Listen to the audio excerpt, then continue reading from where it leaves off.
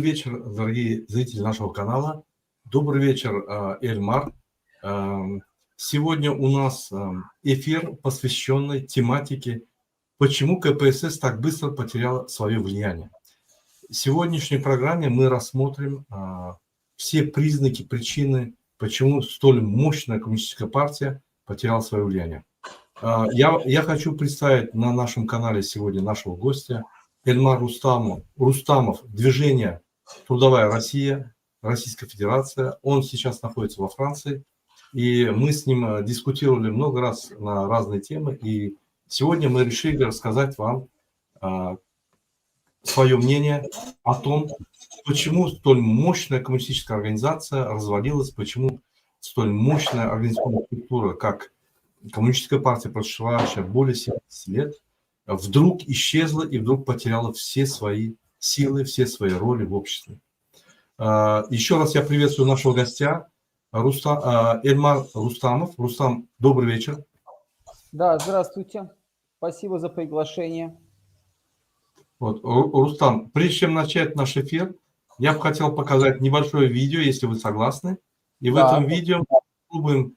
Оно очень короткое видео, оно будет вступление нашего разговора, и потом, если вы согласны, мы проведем дискуссию.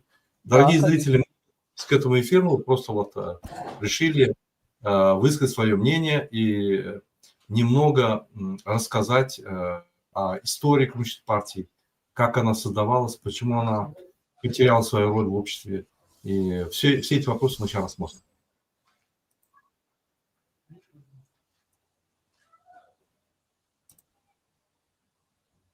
Согласно 6-й статье Конституции Советского Союза, коммунистической партии принадлежит руководящая и направляющая роль в политической системе страны.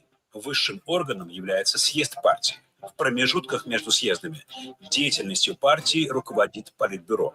Во главе КПСС – генеральный секретарь. Члены партии на всех ключевых постах в стране, в городе и деревне, в армии, в печати и суде. В партии состоит каждый 5-й инженер и художник, каждый 4-й агроном и архитектор, треть композиторов и кинематографистов, 2/3 журналистов. В 1985 году в партии 19 миллионов человек. Вова, как говорят... Это была информация, посвященная нашему эфиру. И вот здесь вот прозвучала информация, что каждый 5-й театрал, интеллигентный человек, который занимается интеллектуальным развитием общества, который артист, режиссер и так далее, каждый 5-й, каждый инженер, то есть интеллектуальная тоже среда. Каждый инженер, каждый 4-й инженер был членом коммунистической партии. И каждый 3-й из трудового класса был членом коммунистической партии. То есть, возможно, я ошибся определениями. 3-й, каждый 4-й из трудовой власти, из трудового пролетариата был членом коммунистической партии. Но неважно. Их было масса, 19 миллионов человек присутствовало на этом. 19 миллионов человек присутствовало как членов коммунистической партии, и все равно, имея такую структуру... Одну минуту. Алло, мен açık эфирді мен гулявилям бағышларсың. И вот, как говорится, все равно эта партия пришла в упадок, потеряла свою роль, потеряла свою лидирующую роль.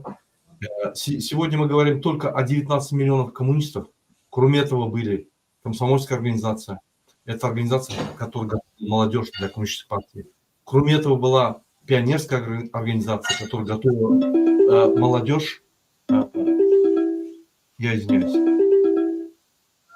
которая готовила молодежь для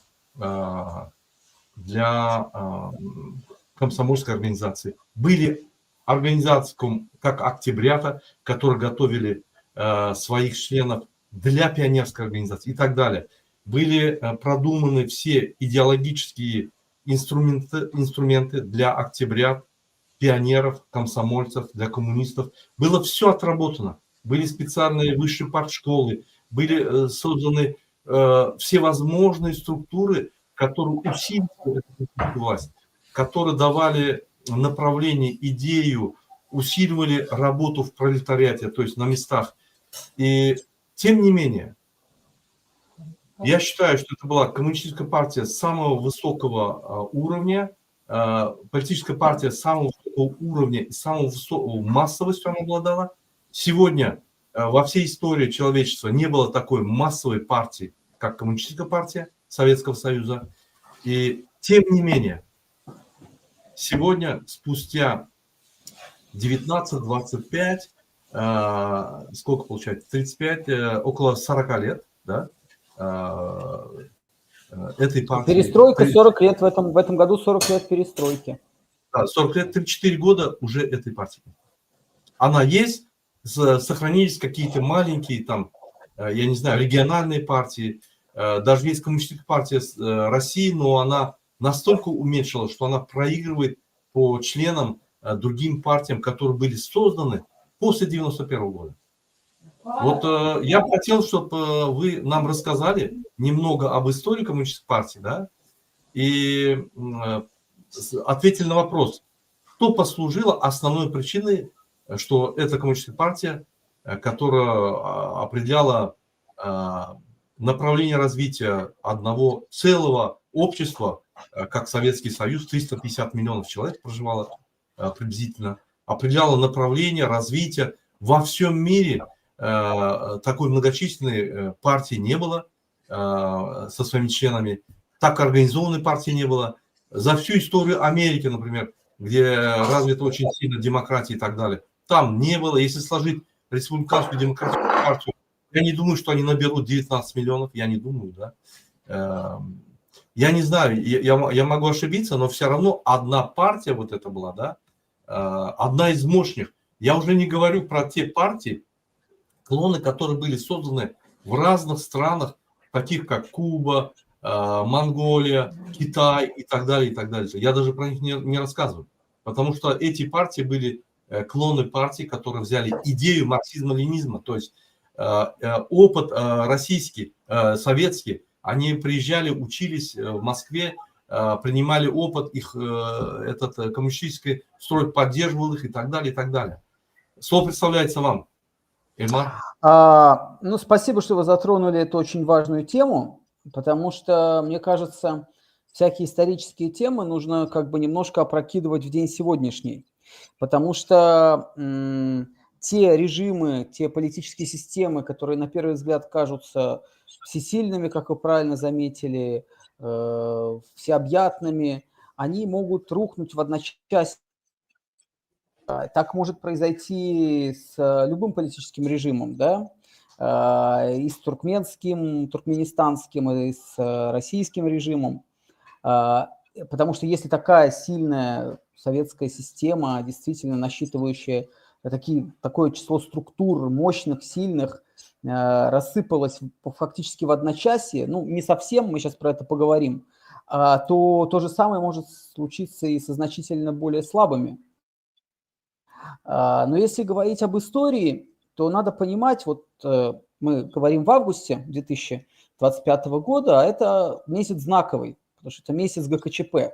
Буквально через неделю мы будем отмечать 34-ю годовщину Государственного комитета по чрезвычайному положению, который был фактически финальным аккордом советской системы, да, по сути. Но ведь это же очень важно понимать, что развал партии возник не в одночасье.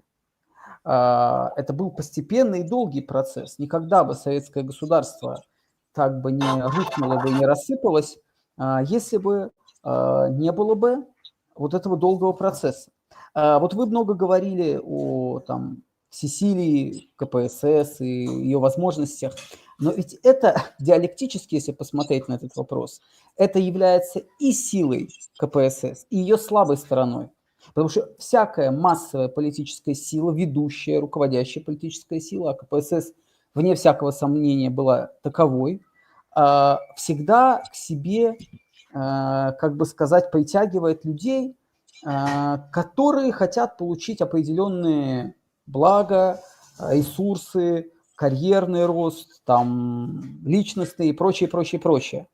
То есть им не интересны коммунистические взгляды, безразличны, а может быть даже иногда антипатичны, но вместе с этим люди вступали в КПСС, чтобы пойти по карьерной лестнице. Поэтому, когда вы говорите про эти 19 миллионов, 91 год показал, грош цена этим 19 миллионам. Из них, дай бог, было 2 миллиона от силы реально людей, которые убеждены были в правоте коммунистических идей. Собственно, они и вышли на защиту КПСС. Это было в 91 году. Вы же помните, как человек постарше меня, какие были митинги, люди выходили, говорили, мы не согласны. И низкий поклон этим людям, потому что если бы не эти люди, декоммунизация, допустим, в России могла бы пойти по узбекскому, скажем, сценарию. Мы знаем, что в Республике Узбекистан коммунистическая партия находится вне закона. Ну, мое отношение к коммунистической партии России – это тема отдельного разговора, но, слава богу, пусть даже такая, но КПРФ в России разрешена, коммунистическая партия. Мы знаем страны, в которых коммунистические идеи находятся вне закона. То есть просто запрещено регистрировать партию, которая называется коммунистическая.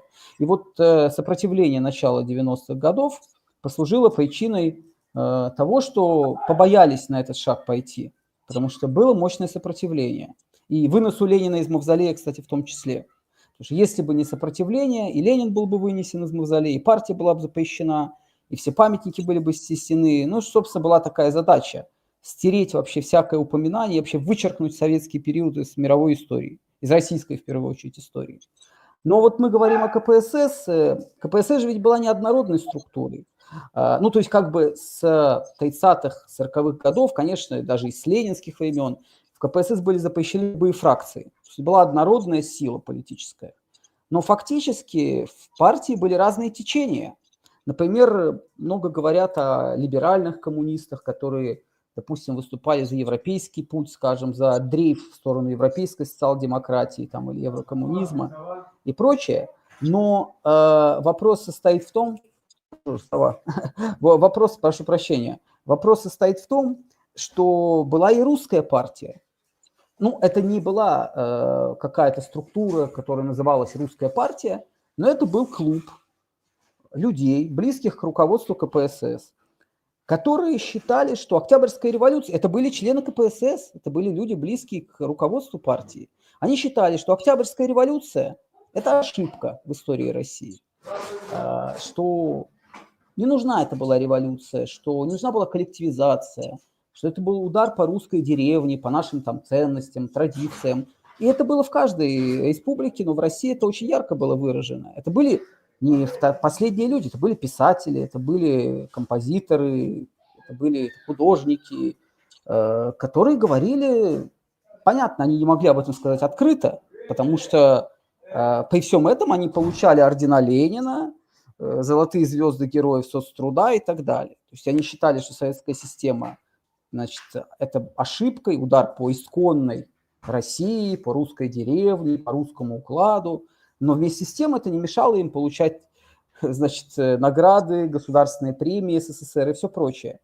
И поэтому, естественно, партия, которая состояла вот из таких разношерстных структур, она была при всей своей вот этой внешней мощи, она была очень рыхлая. Потому что в партии состояли люди с такими взглядами, ну, которые совершенно как бы неприемлемы для коммунистической идеи. Ну, то есть они говорили, не нужна коллективизация, не нужны колхозы, допустим, были. Да и вообще, зачем была нужна эта революция октябрьская? То есть, естественно, что такая партия – это колосс на глиняных ногах. То есть эта партия не выстоит в тяжелейшей идеологической схватке, которая у нас была со всем миром, потому что Советский Союз противостоял всему мировому империализму, ну и внутренним там силам, в том числе, которые вроде бы были разгромлены, но тем не менее под спудом они же существовали. Была это русская партия, либеральствующие коммунисты, которые считали, что нужно уходить от советского социализма, переходить к социализму с человеческим лицом, скажем. То есть 90, это, чтобы вы понимали, почему я так долго рассказываю, к 91 году партия подошла в таком виде. И, естественно,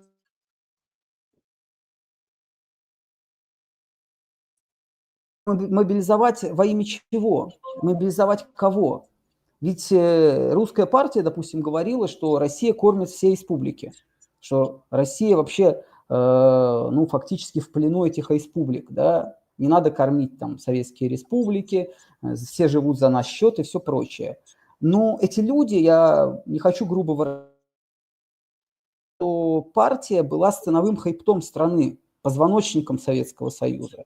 Вытащи коммунистическую партию, все рассыпется. Все держалось на единстве партии. Ну, собственно говоря, увидели, что разгром КПСС и разгром Советского Союза за этим последовал, ну, в считанные недели фактически. Коммунистическая партия была запрещена 6 ноября 1991 года. Вышел указ Ельцина о запрете КПСС и КП РСФСР Российской Компартии. И ровно через декабря были подписаны печально известные Беловежские соглашения. И многие до сих пор не могут этого понять. Когда говорят, допустим, ну, понятно, что это невозможно, потому что коммунистическая партия, как я уже сказал, это была сила, скрепляющая советский народ. Да? Все держалось на ней. Поэтому... Уважаемые зрители, я еще раз хочу повторить. Сегодня, 12 августа 2025 года, время туркменское в Ашхабаде 00:30, в Москве 22:30 приблизительно, да? И во Франции сегодня, сейчас у нас 21:30. Мы ведем эфир вот с Эльмаром Рустамовым. Он является представителем Трудовой России. В данное время находится во Франции. Я также хочу сказать, что мы вещаем сейчас и на ТикТоке. Всем, кто в ТикТоке находится, я в конце эфира, как закончу, приду в ТикТок и, как всегда, буду с вами общаться. Сегодня вы наблюдаете наш прямой эфир в YouTube. Если у вас вопросы есть, вы можете писать, и потом я вернусь к вам и продолжу эфир с вами. Пока нашего собеседника нет из-за того, что у него интернет, по-моему, слабый. Вы появились. Продолжайте, пожалуйста. Так, я с вами, да. Да. Знаете, Эльмар, я не хотел бы, чтобы вы в одном вопросе все рассказали. Вы нас слышите, да? Что-то мы вас слышим и я видим. не знаю, у меня сейчас слышно меня? Отлично слышно, да. Я бы не хотел, чтобы вы в одном вопросе рассказали все. Поэтому мы пойдем поэтапно. Итак, если подытожить. Была коммунистическая партия, которая образовалась после победы революции. И Ленин говорил, если эта партия, то есть любая партия, которая не работает с народом, она не имеет никакой перспективы, никакой дальнейшего роста этой партии. На сегодняшний день много чего можно взять в пример развития коммунистической партии. Очень много есть примеров, как они преодолевали кризисы, преодолевали проблемы в самой партии, да, разделение на фракции, там, течения и так далее. Очень много можно поучиться у этой коммунистической партии, которая около 70 лет существовала. Многие вещи, как они организовывали на местах работу, какая у них дисциплина была и так далее, откуда они находили источник финансирования в начале и так далее, и так далее, и так далее. Многие вещи, которые сегодня могут использоваться по закону, в соответствии с законом, можно взять. Итак, вернемся к коммунистической партии. Она образовалась. Пошла период становления. Очень сложный период. Она в короткий период превратила советское общество в индустриальную державу.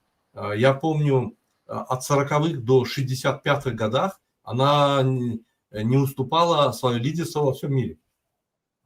Тем не менее, в 1985 году мы подошли к черте в Советском Союзе, где нужны реформы. Потому что все идеи, которые были, связь Центрального комитета Коммунистической партии и внизу народа, она началась рушиться. Нужны были реформы в экономической, индустриальной, политической жизни, социальной жизни и так далее, и так далее, и так далее. В 1985 году приходит Горбачев, объявляет о реформах. В это время начинается не демократизация общества, а ослабление влияния коммунистической партии. То есть дозволяется разные мнения, дозволяются разные взгляды, разные выступления. В 1989 году начинаются открываться новые партии. Новые партии открываются, потому что влияние коммунистической партии начинает падать. И в 1989 году, как вы правильно подметили, Ельцин вышел на арену, начал бороться против коммунистической партии, который вышел оттуда, работал там, получил опыт там, закончил высшую партшколу, все приобрел, и вдруг начал против этой партии бороться. Тоже как бы непонятно. Он мог также взять курс на реформу коммунистической партии, и как Горбачев, еще лучше реформировать и заменить его, по крайней мере. И Россия была всегда лидером мнения, то есть не как какая-то страна, которая может сказать свое мнение, никто не обратит внимания. Она была лидирующей, основополагающей страна в этом Советском Союзе. Мы к ней относились как к центру принятия решений, к центру мнений. И поэтому для нас был шок, конечно, для страны, как Туркменистан, для наших, наверное, коммунистов, для нашего общества, был шок, что в России сама, внутри России, начала бороться против коммунистической партии. Потом в 1991 году, это тоже следствие вот этих вот шагов, в 89-м, по-моему, путч состоялся, да, если не ошибаюсь? Путч 91-го года. В 91-м, да. И после путча, путч – это те силы, которые остались в коммунистической партии, они решили взять власть в свои руки и восстановить, Советский Союз восстановить вот это влияние коммунистической партии и так далее. И он в течение 3 дней, значит, обрушился, этот путч. Не состоялся. И с этого момента эти люди, которые старые кадры коммунистической партии, стали вне закона. На них начали уголовные дела, преследования и так далее приобретать. Многих, по-моему, посадили. И в то время возникает, значит, лидерство России, новый лидер Ельцин, и Беловежская вот эта пуща, где объявляется независимость первых 4 стран. Это Россия, Украина, Белоруссия и Казахстан. То есть они подписывают соглашение о независимости. И, то есть, когда подписывается независимость, соответственно, каждая страна сама определяет свой путь, уже нет влияния коммунистической партии центральной и так далее. То есть, вот эти ключевые даты 85, 89, 91, это были ключевые даты смены политического строя. Что я хочу сказать, да?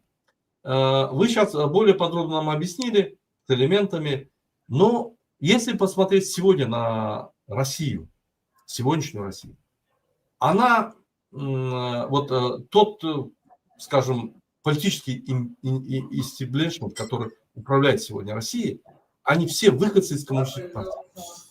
Нету новых людей. Вот эта их партия «Единая Россия» – это просто копия коммунистической партии, олигархическая, как бы, если простыми словами сказать, то цифровики, которые вышли из коммунистической партии, они организовали партию «Единая Россия», начали воровать деньги, стали олигархами, политиками, олигархами и управляют страной. Более того, их же еще поработила ФСБ. То есть правая рука коммунистической партии – это НКВД, потом КГБ, которая контролировала, держала, направляла, организовывала многие, скажем, акции для усиления коммунистической партии. Вдруг она вышла из этой коммунистической партии и задавила коммунистическую партию, и сейчас управляет страной, Россией.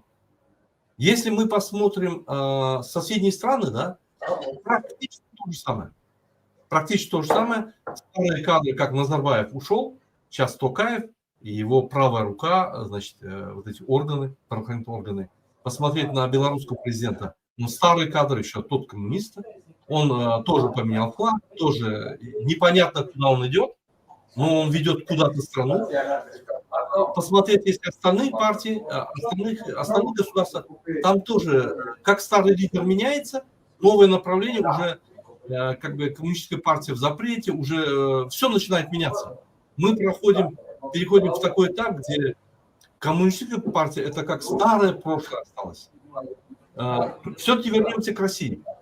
Почему сегодня ФСБ в лице Путина и его сторонников, то есть кого вы не возьмите, 78% это члены организации ФСБ, губернаторы, партийцы, газовики, я не знаю, ну все вот эти вот места управленцы занимают бывшие сотрудники ФСБ.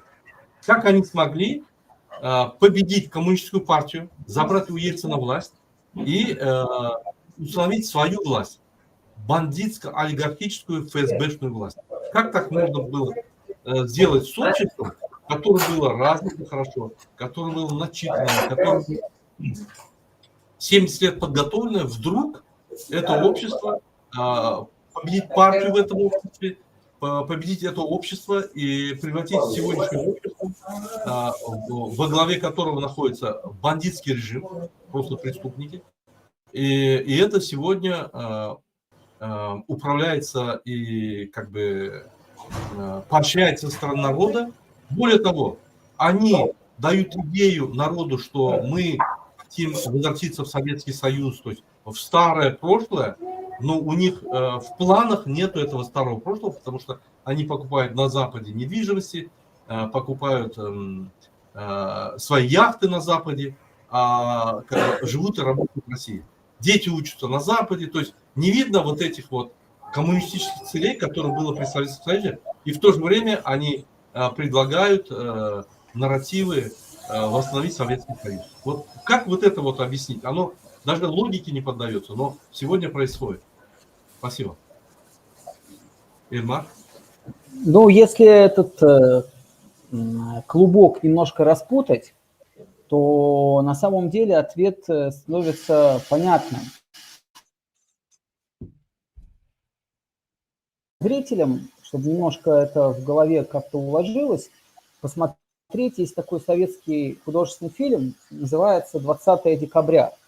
Он появился в 1981 году и был посвящен созданию Всероссийской чрезвычайной комиссии по борьбе с контрреволюцией и бандитизмом, ВЧК Дзержинского. И там очень хорошо и Ленин, и Дзержинский показаны. Ну, советские фильмы вообще создавались с привлечением и научных консультантов, и историков.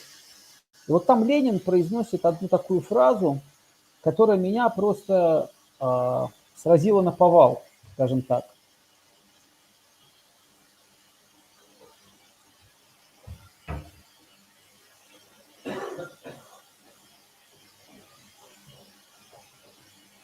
Так, я вас не вижу. Вы продолжайте, я вас слушаю внимательно, продолжайте. Я даю вас на целый экран.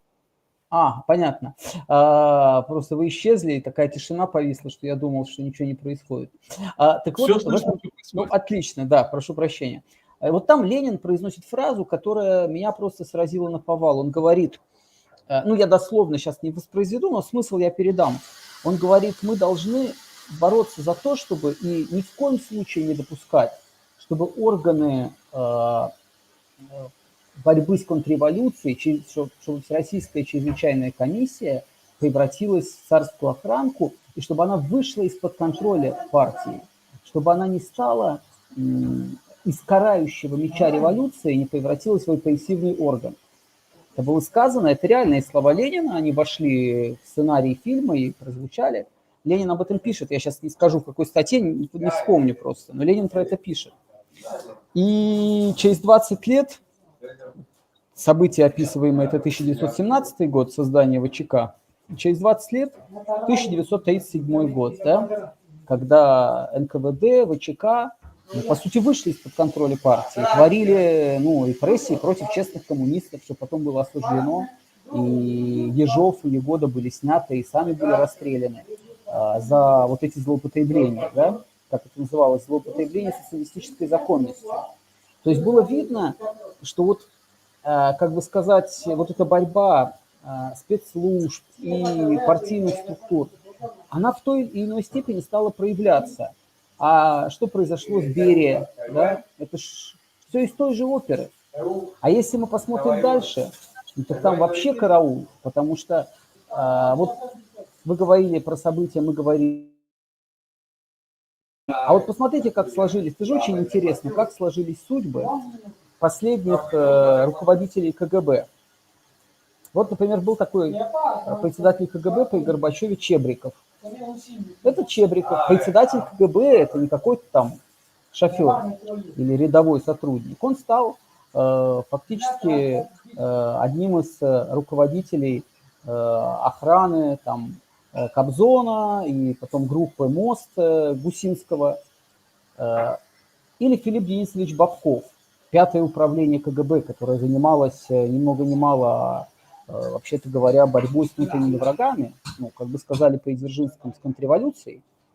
Он тоже умер не в бедности. Он пошел в конце 90-х работать к Березовскому там, и все прочее, там, в его структуры Гусинского. То есть, понимаете, получается, что они говорили, то есть, про социализм, про коммунизм, а все это было на кончике языка, потому что они пошли совершенно спокойно при новой власти. И это я только беру верхушку айсберга, потому что есть люди, которые, извините меня, там более нижние по иерархии, скажем так, не более влиятельные, чем там председатель КГБ или начальник управления, но это тоже они пошли в банковские, я не говорю, что все пошли, но немалая часть пошла в 90-е годы в банковские структуры и прочее, хотя ну, это кажется абсурдным. КГБ, что запечатлено на символе КГБ, серп и молот и меч, да, тот самый карающий меч революции, то есть они должны были защищать советский социалистический строй. Но в определенный момент они стали воспринимать себя как государевы люди в плане того, что они защищают любое государство. То есть им все равно, Российская империя, Советский Союз или нынешняя Российская Федерация, потому что вот у них была такая газета, она и сейчас есть, она называлась тогда «День» в начале 90-х, а сейчас она называется «Газета Завтра» Проханова, ныне здравствующего. И вот сотрудники КГБ зачитывались этой газетой. И какая там проводилась идея? Неважно, какой строй в России, советский, несоветский, царский, капиталистический, главное – это отечество, главное – это Россия. И мы видим, в начале 90-х они пошли служить вот этой власти, новой власти, и ничто их не смутило, ничего их никак не возмутило. Конечно, да, они на словах иногда в интервью говорили: ай-яй-яй, как плохо получилось, значит, развалилась великая страна, а потом поехали, садились в машину и ехали на работу к Гусинскому, к Березовскому и так далее. Я сейчас расскажу одну историю, которая меня удивила в свое время и потрясла. Вот этот Чебриков, о котором я говорил, директор, ну, председатель, как это называлось, КГБ, в 92 году было, мне рассказывали люди, которые это видели своими глазами, из первых уст, из первых рук информация. Вот какое-то было застолье бывших КГБшников. И вот они все сидят, и Чебриков в том числе. И один из них встает, поднимает тост и говорит, это 92 год, я хотел бы поднять тост за нашу советскую страну, за наш Советский Союз, за нашу великую страну, которую мы не уберегли. Ну, выпивают все, потом проходит какое-то время, он выходит на балкон, и к нему подходит Чебриков и говорит: дурак ты, ничего ты не понял. Наконец-то мы будем жить, как весь цивилизованный мир. То есть получается, что произошло самое страшное, что такое может произойти. Органы, которые должны были защищать социалистический строй, по сути, были в авангарде контрреволюции. Они были в авангарде вот этих разрушительных периодов, так их назвать. То есть, очевидно, здесь сыграла роль, что они ездили по заграницам, они видели вот эту жизнь роскошную. И вот эта кольчуга коммунистической идеи, там, марксизма, ленинизма, она была тесна им. Им хотелось снять с себя вот эти одежды идеологии и просто править без всяких ограничителей. Потому что когда ты ограничен идеологией какой-то, то это тебя сковывает коммунизмом, марксизмом, ленинизмом. А сейчас можно сбросить маски, что называется, и править вовсю, на полную катушку. Да? Не случайно у них, посмотрите, какой парадокс, они говорят, какая была прекрасная царская Россия. И вешают у себя в кабинете портрет Дзержинского, который боролся с царской Россией.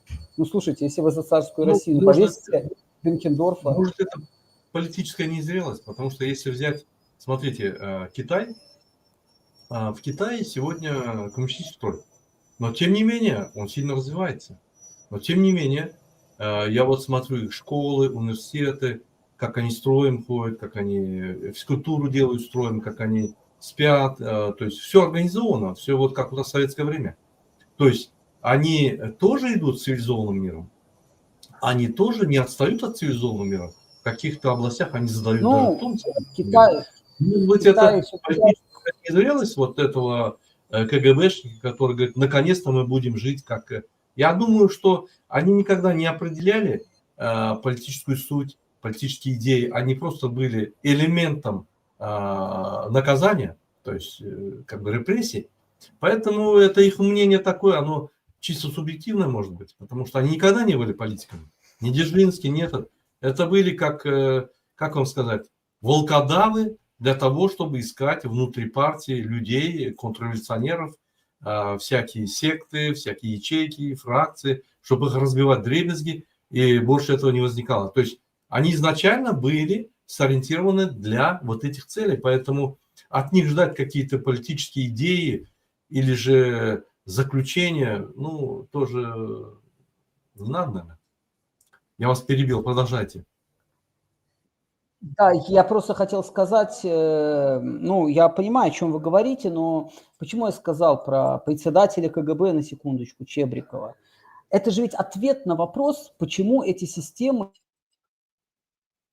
КГБ, почему это все рассыпалось. Но если там во главе, я же к чему этот привел эпизод, я объясню сейчас к чему, что если в головах у этих людей были такие мысли, то чего мы Союз развалился? То есть им плевать было на идеи социализма и коммунизма, на Советский Союз, они хотели жить как весь цивилизованный мир. Поэтому ровно 34 года назад, в августе 91 года, не был арестован Ельцин. Ну, казалось бы, это не мое там желание или мои хотелки, но вот есть сила политическая, которая идет как таран на пролом советской системы, коммунистической партии. Какова ваша задача? Это не хотелки Эльмара там, или Курбанова, это у вас записано в ваших документах КГБ, что вы должны бороться с С врагами, инакомыслием, с врагами да, коммунистической с партии. врагами, ну, государства советского строя, с контрреволюцией. Но вы этого не делаете. Вы вводите войска в Москву, и все. И вы как бы не привозите им продукты, вы просто их там, бабушки какие-то им батоны хлеба приносили, вот этим солдатикам, которые сидели на БТРах в августе 91 года. И получается, что вы занимаетесь профанацией. То есть вместо того, чтобы осуществлять то, что вам положено по рангу, ну вы клятву давали, черт возьми, а получается все это на кончике языка. Просто вот, ну, карьерный рост. Сегодня вот в КГБ были, а завтра в ФСБ. Ну, подумаешь, одна Россия, одна Родина. Плевать, что тогда был социализм, За царя. сейчас капитализм. За царя, Да, за отечество. За царя, за отечество, да. И они же ведь себя-то не обидели, вот в чем вопрос. Рыночная экономика, она работала и работает на них, они стали бизнесменами, там, банкирами и все прочее. Это же ведь в 1988 году 19-я Всесоюзная партконференция фактически одобрила кооперацию. По сути, это был плавный переход к рынку. Да и потом, вот вы говорили про демократизацию. Смотрите, как получается интересно. Вот тоталитарный Советский Союз. Пожалуйста, свободные демократические выборы. Выходят там кандидаты, тогда была система очень простая. 500, вот съезд народных депутатов как избирался? Там было 2000 с лишним депутатов. 500 человек собирается, инициативная группа, выдвигают кандидата, он выдвигается, да, и побеждает или проигрывает. Все, никаких денег, залогов, ничего этого не надо. Это не как сейчас, приходишь на поклон к партии, пожалуйста, отец родной, выдвини меня там, или ищешь каких-то спонсоров, которые кому надо заплатят. Такая система. Но что происходит? Горбачев вроде демократизирует, а потом съезд народных депутатов, и выходят на трибуну депутаты, несут такое, что за 1/10 того, что они тогда говорили, сейчас будут сажать, и сажают людей. А они говорили, долой Советский Союз, долой Компартию, долой 6-ю статью, все разогнать, Советский Союз, кровавая помойка. И ничего. Ничего. Их не лишают ни депутатского статуса, ни ареста там 15 суток. То есть полный зеленый свет. Что это такое? Вот Да. как бы это саботаж. Это саботаж. И получается, что мы приходим к такому нехитрому выводу, что они не защищали Советский Союз не потому, что они были тупые или там не понимали. Все они прекрасно понимали. Просто это было не в их интересах. Им нужно было легализоваться, легализовать теневую экономику, а коммунистическая идея им мешала в этом. Нужно было уйти от социализма, чтобы начать приватизацию. Ну и, как говорит Леонид Каневский, это уже другая история. У меня один вопрос. Вот я помню, я когда был молодым, мы ходили в Пионер дворец. Там я занимался музыкой, там, аккордеоном, баяном, разными инструментами. То есть меня заставляли учиться родители. Я туда ездил, учился. И там вот одна машина, иномарка стояла. Это какой год был, я вам скажу. В 82-м я закончил школу. Это был 76-75 год. Иномарка стояла возле этого. И мы вот туда ходили, прежде чем пойти на занятия, вокруг иномарки стояли по полчаса, по час разглядывали. Да? То есть в то время, в эти года, да, 76-й, 80-й, некоторые люди, дипломаты, там, родственники, я не знаю, попадали за границу, видели вот эту вот жизнь, где есть джинсы, где есть жвачки, кока-кола, там все, и они купились на это просто. И они вот приносили нам, и мы мечтали вот об этой жизни, да, купились. И в 85 году реформу можно было делать, вот как Китай сделал. Китай же не закрытая страна. Ты можешь приехать, уехать, любой человек приедет, уедет, никаких проблем. Да, там расстреливают коррупционеров на улице, там судят и так далее. Оно есть, но есть и другие хорошие моменты. Я не хвалю китайское общество или китайскую систему, политическую систему. Нет. Я просто привожу примеры, что вот это Китай, если вы помните, эта страна, вот этот Китай, эта страна, с 91 года она была не нищенская, но в очень тяжелом состоянии. Она провела реформы, у нее такой же Центральный комитет Коммунистической партии, такой же состав, такая же система. И они в рыночную экономику потихонечку перешли, и работают, я вам скажу, по многим продукциям они обгоняют весь мир по технологии, поэтому рабочие места создают, их экономика очень хорошо продвигается, они финансируют Америку, они покупают облигации, американские облигации, они очень много денег вложили в американский бюджет, в Америку, они вкладывают во все страны, многие страны им должны, абсолютно многие страны. И они делают экспансию, вот эту вот финансовую экспансию, то есть через финансы. То есть выстроили, смогли с нуля подняться, они были слабее, чем Советский Союз, с нуля поднялись и построили свою страну, не меняя политическую систему, реформируя ее. То есть вот в 1985 году наши вот эти вот политические деятели и окружающая среда, вот эта обеспечивающая среда, да, дипломаты среднего звена, чиновники среднего звена, и мы тоже купились на эти жвачки, джинсы и так далее, и как бы просто бросили эту старую систему, не реформировав ее, не, как говорится, не усовершенствовав ее и не пойти дальше, и не пошли дальше, и оказались в той точке, что вот такая мощная страна, как Советский Союз, с большим потенциалом экономическим, человеческими ресурсами, индустриальным потенциалом, разрушили все, рассыпались и с нуля поднимаемся. Кто-то выиграл, какая-то страна выиграла, какая-то проиграла, какой чиновник выиграл, какой-то проиграл. Но тем не менее, сегодня, чтобы быть игроком в глобальном мире, у тебя должна быть экономика большая, ты должен иметь вес в экономике, то есть у тебя человеческих ресурсов должны быть много, и у тебя территория должна быть большая. Возьмем Россию. Территория большая, человеческие ресурсы якобы есть, они декларируют 150 миллионов, по моим сведениям, где-то там 80-90. Деньги есть, но не столько много, сколько должно было быть для этой территории, для этих богатств. И даже она не может подняться, развиться, догнать Китай. Даже она не может. То есть, что мы добились? Мы развалились, Туркменистан улетел сразу в диктатуру. Чиновник среднего звена, как Сапармат Ниязов, назначенный с Москвы, который был инструктором в какой-то коммунистической партии маленького звена, вдруг стал, у него родственники какие-то отношения с Москвой появились, вдруг стал председателем ЦК Компартии, то есть Подхалим Каририст стал председателем ЦК Компартии, тут же увидел, что в 1991 году независимость от Москвы начала наступать. Он один из последних ушел из Советского Союза. То есть он все ждал указаний с Москвы, когда они скажут, что делать. Он все смотрел на Москву.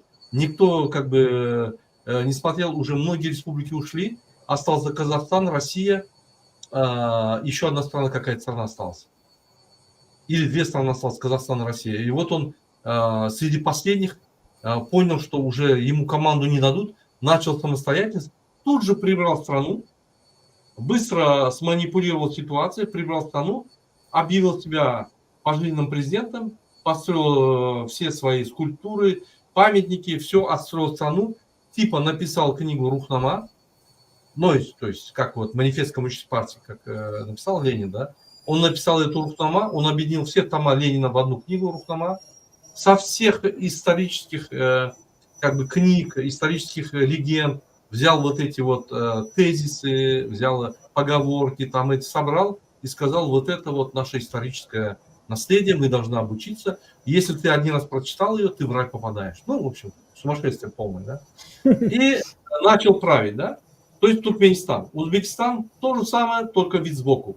Казахстан более умный, более образованный народ, более умный, более образованный. Они пошли по схеме олигархической, значит, партийной схеме российской.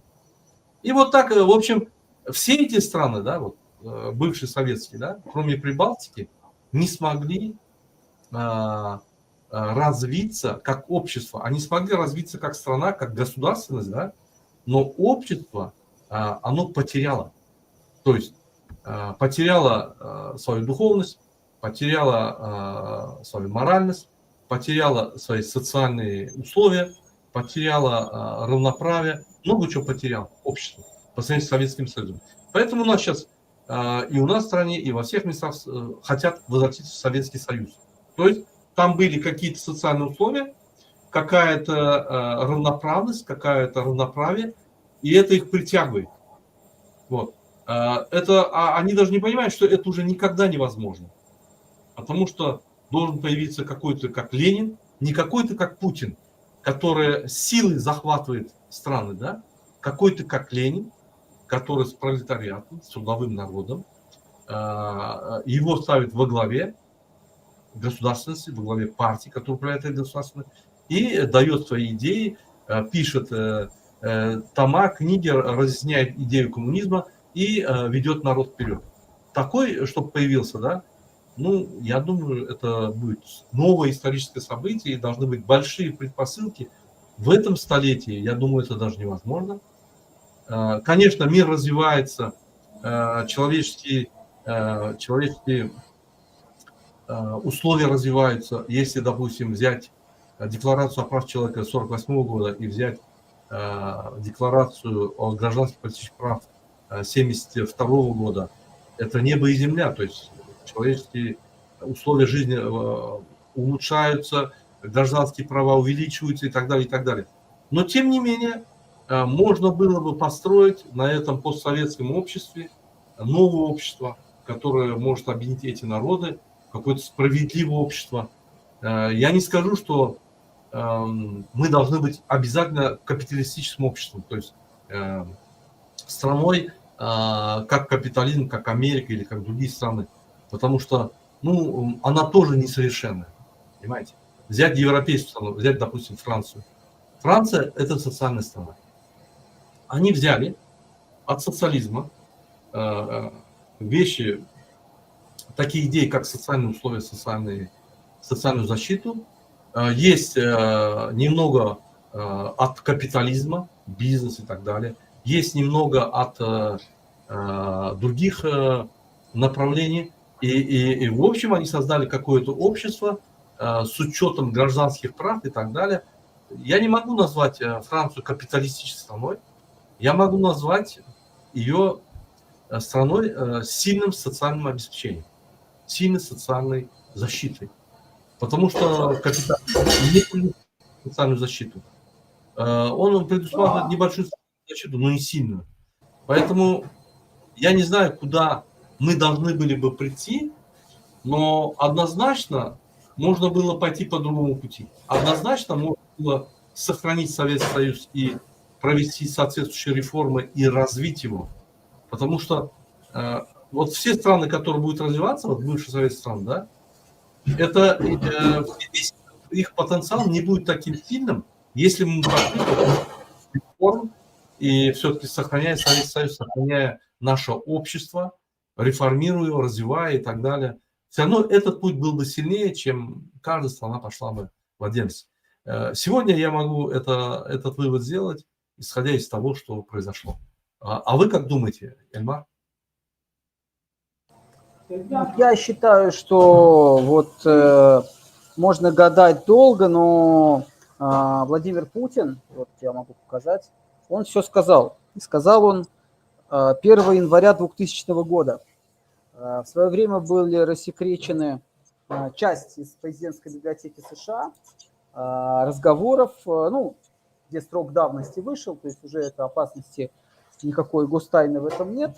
И в их числе телефонный разговор Путина и Клинтона 1 января 2000 года. Но это знаковая дата, потому что Путин тогда стал ИО президента России, когда 31 декабря 1999 года Борис Ельцин отдал фактически всю власть премьер-министру и сложил в себя полномочия. И вот что говорит Путин. Это перевод с английского языка. Это расшифровка телефонного разговора. Как вы заметили, президент Ельцин сделал многое для разрушения коммунистической системы и движения России вперед к цивилизованным странам. Будучи ИО президента, я всячески продолжу эту политику. Ну, это слова, но эти слова подтверждены реальными делами, потому что то, что сегодня происходит в Украине, скажем, война фактически с Украиной, это удар по Советскому Союзу, это удар по ленинской национальной политике. Мы помним, сколько раз Путин упоминал, что во всем виноват Советский Союз, во всем виноват Ленин. Неправильная якобы наша национальная политика. Ну, неправильное понимание Путина, потому что они считают, что Туркменистан, Украина должны быть в составе России, что вообще таких государств не существует. Они живут имперскими фантомами, и это страшно, потому что это люди, которые были в КГБ. Мы еще раз возвращаемся к тому. Путин – это подполковник КГБ, а его охранник Виктор Золотов – это 9-е управление КГБ, который сейчас возглавляет Национальную гвардию России. Он стоял в августе 1991 года рядом с Ельциным. То есть и Коржаков, охранник Ельцина, тоже 9-е управление КГБ. А мы удивляемся, что произошло с КГБ. Да ничего с ними не произошло. Они просто поменяли флаг советского на бело-синий-красный власовский. Вот. Ну, посмотреть достаточно руководство России, я не знаю, Ельцин, член Политбюро ЦК КПСС. Да? Там все, ну, там, я не знаю, Геннадий Бурбулис, преподаватель, ну, он, конечно, никакого важного высокого государственного поста не занимал, но он ни много ни мало преподаватель научного коммунизма в Свердловском университете, Геннадий Бурбулис. Егор Гайдар.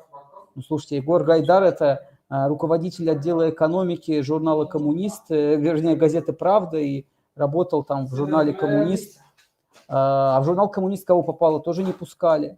То есть, когда мы говорим, что случилось с Советским Союзом, да все эти процессы шли подспудно, просто люди этого не видели, но те, кто осуществлял контрреволюции в СССР, они не свалились с неба. То есть это были советские руководители. Есть элита, политическая элита, вот эта чиновничная политическая элита, да, они просто предали абсолютно. Народ. Они просто предали народ. А посмотреть все руководители советских республик, Назарбаевы, Ниязовы, Мирчи Снегуры, Алиевы, там до него был Эльчебей, кто там еще. То есть в Азербайджане это все были выходцы номенклатуры советской. Это все были, это же показательно. Ну, за исключением Грузии, где пришел Звиат Гамсахурди, диссидент, но тоже ненадолго. Опять вернулась КПСС, тут это прогнившее в виде Эдуарда Шеварднадзе. Ну, если быть совсем точным, не КПСС, а предатели КПСС. Да? То есть нас загубило предательство. А то, что люди это поддержали, ну, людей обманули, я считаю. Люди думали, что социализм с человеческим лицом, нам же говорили, вот вы помните, как человек постарше, ведь в перестройку и до 91 года никто не говорил, что будет капитализм. Говорили, будет социализм, только другой. Хороший социализм. Да, хороший социализм. Человеческим лицом. Нам говорили, будет то же самое, но мы должны реформировать, то есть дать толчок экономике. Да. То есть никто не говорил о новом политическом курсе, о новой политической системе, даже слова не было. Да, то есть и люди подумали, что останется все как в СССР, только будет лучше. Но потом прозрение пришло очень быстро, когда в 92-93 году отпустили цены, пошла либерализация цен, шоковая терапия, как ее назвал Руслан Хасбулатов, председатель Верховного Совета России, и все прочее. И тут возник большой конфликт, потому что это были депутаты Верховного Совета, избранные в советской еще России, Конституция еще была советская, и эти депутаты, которые в 91 году вместе с Ельциным стояли в августе 91 года, защищали Белый дом, сейчас вышли против него в 93 уже году. А все почему? Логично. Эти депутаты поехали к себе, они были избраны, мы уже рассказывали, была демократическая система, 500, инициативная группа, 500 человек выдвигает кандидата, он побеждает. Да. И вот эти депутаты поезжают к своим избирателям, и те чуть ли не бьют их и говорят, вы что творите там в Москве? У нас все остановилось, заводы остановились, птицефабрики остановились, работы нет, зарплаты нет. Мы получаем зарплату натурой, я не знаю, хорошо, если макаронами или яйцами, а то и лампочками и еще чем-то. Нам не на что кормить детей. И эти депутаты возвращаются в Москву, и, конечно, они голосуют против Гайдара, против Чубайса, против рынка. Потому что они знают, что если они будут голосовать за рынок, то их просто не изберут в следующей каденции, их просто не изберут в следующий созыв. И потом среди них были честные люди. Если ты городской районный активист какой-то, тебя народ выдвинул, избрал, ты избрался. А потом, ты искренне поверил Ельцину в реформы, а потом, через 2 года, ты увидел кромешный ад. Ты просто вернулся к себе домой и увидел пепелище. Все развалено, все разрушено. Но если у тебя есть совесть и мозги, против Ельцина. Если тебе Ельцин обещает государственную дачу, приватизацию, как он предлагал генералам некоторым, приватизировать госдачи в личную собственность, то это другая история. Но если ты просто депутат, и ты видишь, что происходит, и тебе говорят твои земляки, вы что там творите, вы что, с ума сошли, вы крошите страну на части, вы уничтожаете. Конечно, это было сопротивление, о котором я говорил в начале, то есть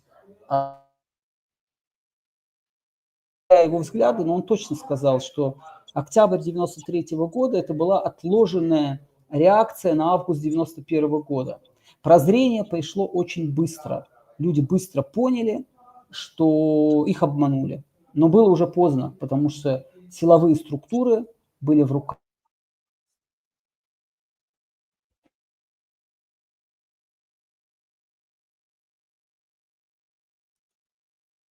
Ильмар, вы пропадаете, видать, с интернетом у вас проблема.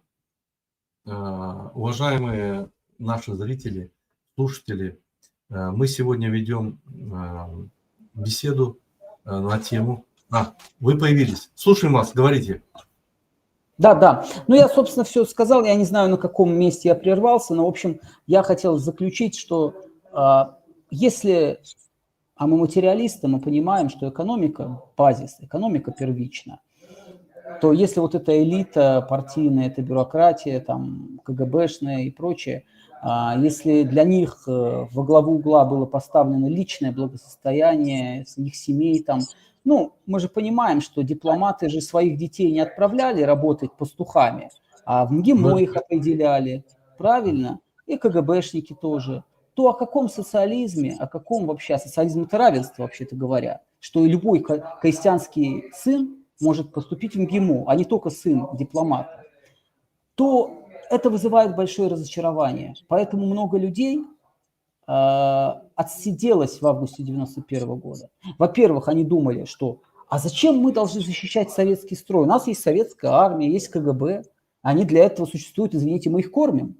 Это наши дети, мы их обуваем, одеваем, КГБшники, наша армия. Последняя нитка на их, что называется, военной форме, все это народные деньги. И они должны защищать советский строй.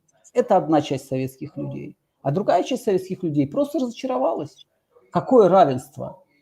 Была даже такая шутка. Народ и партия едины, но лишь различные магазины. Ну, когда люди видят, что одни отовариваются, спецпайки получают, у них спецдачи, спецбольницы, спецшколы, спецполиклиники, а другие, ну, получается, это элита. Кстати, в Китае то же самое, в Северной Корее то же самое. Какое равенство, какая власть трудящих?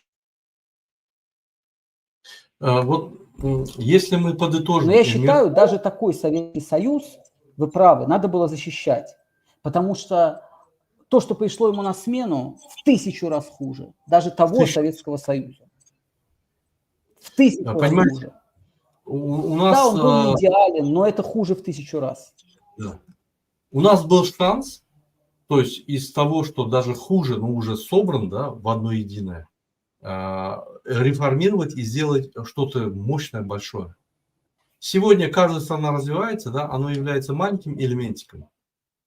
Оно никогда не будет иметь силу, как силу Советского Союза. То есть политическую силу, экономическую силу, влияние и так далее. Никогда не будет. Сегодня Россия строит свою империю, то есть Российскую империю, старую вот эту. Они взяли идею царя, имперца там и заболели этим. Это сегодня не работает. Страны Центральной Азии или же Украина, или же другие страны так и не определились. Украина пытается выйти из этого кольца, очень сложно. Она почти вышла, свободные выборы сделала, независимый кандидат от власти победил, но Путин не отпускает их. Возьмем Центральную Азию. Центральная Азия не нашла другую идею.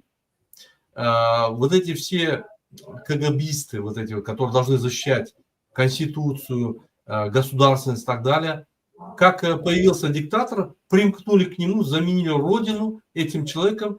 И сейчас, если ты его тронешь или критикуешь, или что делаешь, они за тобой бегают с пистолетами, с автоматами, со всякими уголовными делами, чтобы тебя просто потерять. То есть они считают, что они защищают государственность, свою родину, страну от, я не знаю кого, от народа, наверное. От народа, да. Другими словами, мы запутались. Понимаете? Каждая страна запуталась. Она не смогла выйти, как бы, кроме Прибалтики, ни одна из стран бывшего Советского Союза не смогла выйти в правильное направление, развиваться, развивать свой народ, защитить его социально, создать рабочие места много, поднять качество жизни. Ну, я не говорю европейское качество жизни, хотя бы восточноевропейское. Ни одна страна не смогла. То есть мы топчемся на одном месте, немного развиваемся, падаем, немного развиваемся, падаем. В России рубль падает, наша экономика падает, опять поднимаемся, в России все падает, опять падает. То есть в одной точке. Я прихожу к выводу, что стабильность наступит у нас, если наступит в России стабильность. То есть Россия встанет на путь какой-то, в котором будет, в идее которого будет защита своего народа, не царя, не истории старой, которая была, я не знаю, 100 лет назад, 200 лет назад, а общество, которое сегодня проживает там, создать им условия. И вот эта вот страна, если будет идти в правильном русле, то вот эти вот страны, которые сателлиты, да, они могут пойти в этом же направлении, и какое-то объединение где-то лет через 30, 40, 50 может произойти, или хотя бы выстраивание каких-то взаимоотношений на уровне СНГ, я не знаю, или какого-то объединения, которое позволит как бы координироваться, иметь одно направление, идти параллельно или вместе, ну, по крайней мере, не конфликтовать. Ну, я хочу сказать, да. Пока у нас есть этот шанс, потому что мы немножко пока похожи. Мы были под Советским Союзом, у нас единый язык пока еще работает, У нас мы видели единую систему, которые мы готовы принять. Много чего пока еще связывает. Но с каждым днем этот шанс и возможность уменьшается. Как вы думаете насчет этого? То есть Россия когда стабилизируется, когда она сможет своей экономикой, своей политикой показать, что это мощная страна, она не притягивает страны силой, угрозой, шантажом, а притягивает своим дальновидением, политикой, дипломатией, своей, я скажу, какими-то ценностями моральными, духовными, я не знаю. Какие-то ценности должны быть. Сегодня мы не видим этих ценностей, нету. Даже советских ценностей нету в России сегодня. Ну, вот мы говорили про КГБ, да, вот я приведу один пример. Я много примеров привожу, они просто очень характерные и хорошо иллюстрируют ситуацию, что я говорю, в общем-то, стараясь подкреплять свои слова фактами. Вот я упомянул второго президента Азербайджана Эбюльфаза Эльчебея. Он был, так же, как и Зиад Гамсахурди, диссидентом. Так вот, советская власть, вот эта жестокая советская власть, это КГБ, его за антисоветскую деятельность, а он говорил, тоже вот в ахинею нес, что революция была не нужна, и Ленин был не нужен, и Красная армия Азербайджан оккупировала, и вообще нафиг это все было нужно. Большевики пришли и испоганили жизнь азербайджанскому народу, притом учился в советское время бесплатно. Так вот, его отправляют на каменоломню на 2 года. И что потом происходит? Он возвращается с каменоломни, он историк по образованию, Эбюльфаз Эльчебей. И он отправляется не в кочегары, не маляром на стройку, а в главным научным сотрудником отдела рукописей Академии наук Азербайджанской ССР. Мы можем сегодня себе представить, чтобы вышедший из застенков политический заключенный отправился на такое престижное место. Но мы с вами уже, вы обитаете много лет в эмиграции, я тоже немножко, но тоже в эмиграции. Но я не могу себе представить, чтобы там в нынешней России, я думаю, в Туркменистане то же самое, человек отсидел срок, а потом вышел и с почестями стал главным научным сотрудником Академии наук. Сегодня выйти из тюрьмы – это уже победа, это уже шанс. Это уже подвиг. Это уже подвиг, да. Вы живым выйти. Я хочу сказать, что нам нужно. Нам нужна как минимум демократизация России, Туркменистана. А если вы хотите знать мою программу, радикальная демократизация, вообще не нужны нам президенты, резиденты. Это все время превращается в наших странах в отрыжку самодержавия, потому что они превращаются в диктаторов, тиранов, абсолютно бесконтрольная власть. Нужна власть абсолютно волюнтаристская. Все начинают переписывать под себя, поэтому нам нужна власть широких народных масс, трудящихся масс, власть советов, чтобы люди сами на предприятиях, в трудовых коллективах решали все вопросы жизни, быта, вплоть до международных вопросов. Нас пытаются убедить, что мы все тупые. Русские тупые, азербайджанцы, туркмены, нам обязательно пастух нужен, президент, национальный лидер. Да, мы тупые, мы не знаем экономики, нам нужны только вот яйцеголовые депутаты, министры, вот они за нас решают. Да все это обман.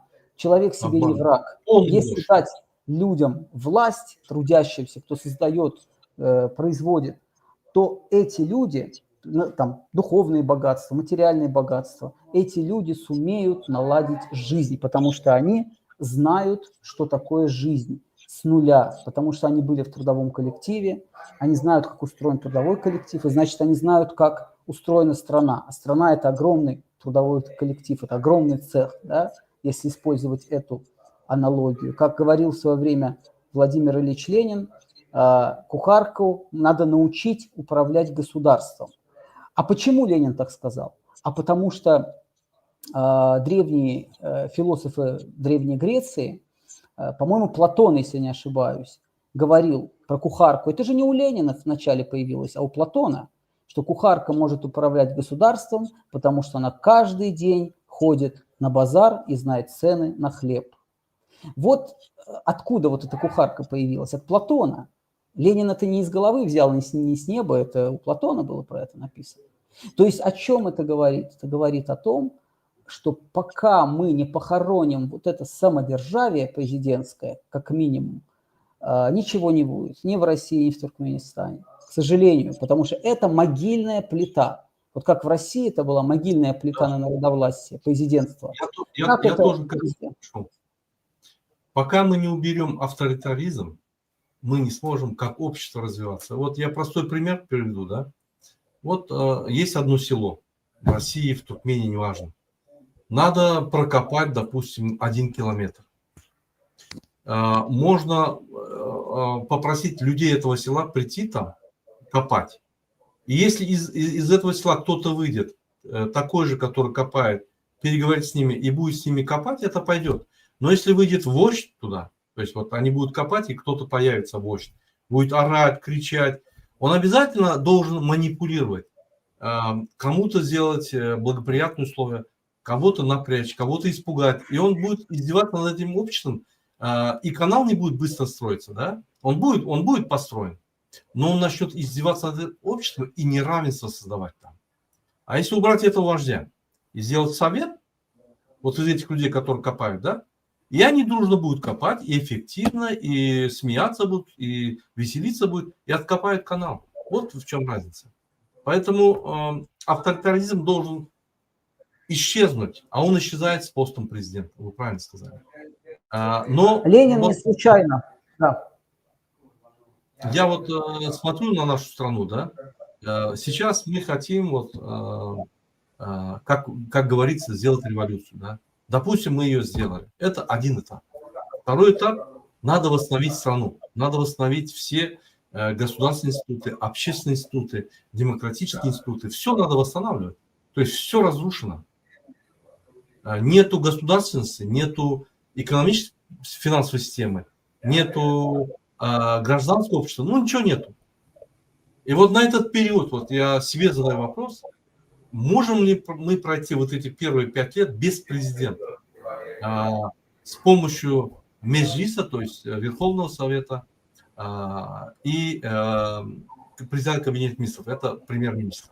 То есть Госдумы, как у вас, да, и премьер-министра. Или этот период, короткий период в Конституции прям записать, вот он будет 4 или 5 лет, и после этого все. Вот эта политическая система разрушается, мы переходим на народную власть, значит, избираемый премьер-министр, Верховная Рада, или как у нас Меджлис называется, да, то есть Государственная Дума управляет, Верховный Совет управляет, где многочисленные партии, где разнонаправленные люди, то есть с разных национальных меньшинств и так далее, одиночные кандидаты, где все собираются, то есть совет, настоящий совет, и он определяет политику, финансовую, экономическую, политическую составляющую для развития общества. То есть, если бы Туркмения была бы как Казахстан, мы могли бы сразу пойти на беспрезидентство. Но вот ввиду того, что, к сожалению, наш народ мало развит, потому что он был закрыт, многие институты только прославляли президента, и люди не получили соответствующее образование, не видят всего. Но это не глупые люди, я вам сразу скажу. Это умные люди, но недополучили информации, и с ними первое время как бы очень сложно будет, надо открыть все, интернет, институты, заочное, дневное, вечернее отделение, максимально дать знания и в этот период восстановить страну. Первые 4-5 лет, возможно, нам необходимо будет должность президента и АНКОР, должность президента, который не поглощает власть законодательную, исполнительную, судебную, а просто представитель государственности. Все. То есть сзади премьер-министр должен быть, это не должен быть президент, это отдельная власть, исполняющая власть. Должна быть законодательная власть, это отдельная власть, независимо от президента. Должна быть судебная власть. То есть вот с такого вот старта, может быть, эффективнее будет начать. Дискуссии продолжаются, не я решаю, это решает общество. Будут предложены варианты, и общество выберет, какой вариант они примут вначале. Вот действительно сложный вопрос. Да, прошу прощения, что перебил. Просто очень хотел добавить. Я с вами согласен и даже усилю ваши предложения. Я в свое время, и я здесь не оригинален, до меня были такие люди, вот, допустим, наш лидер нашего движения, покойный, к сожалению, Виктор Анпилов, он про это говорил, что никогда не позволяйте себе поддерживать кандидатов в президенты любого, даже самого прекрасного, даже самого алмазного, красивого, замечательного человека без народного наказа. Вы обязаны дать ему народный наказ, что тот, кандидат, который подпишет этот народный наказ, обязуется его исполнить, только он может быть поддержан трудовым народом.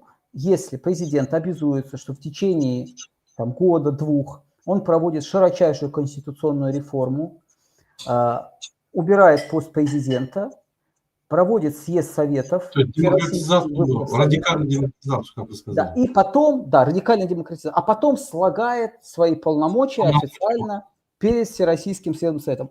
Вот если такого кандидата не будет, если появится кандидат, который будет говорить, нет, это не подходит, ну как же без президента, вот это ваш тест. Я вам как бы дарю, дорогие товарищи, такой тест. Вот вы на этом тесте можете проверять, как на лакмусовой бумажке, как говорят у химиков, любого кандидата. Вот если он начнет пытаться соскочить, то все. Это потенциально новый диктатор, который хочет усесться в это кресло, врасти в него, чтобы его дети, внуки, сословное общество возродить и прочее. Нам этого не надо. Нам этого не надо. Мы уже нахлебались этого и в Туркменистане. Я сейчас резюмирую все, что сказал Эльмар. Я срезюмирую для нашего общества туркменского. Эльмар хочет сказать, если появится кандидат в президенты, и который скажет, вот на короткое время нам необходим президент, но этот президент должен сложить полномочия, то это и есть тест будущего справедливого человека, который построит справедливое общество. Если человек не будет говорить об этом, будет говорить, должна быть жесткая президентская власть, мы должны развиваться, усилить государственную власть и так далее, это будущая диктатура, которая идет опять на 20-30 лет. Я согласен с вами, Эльмар.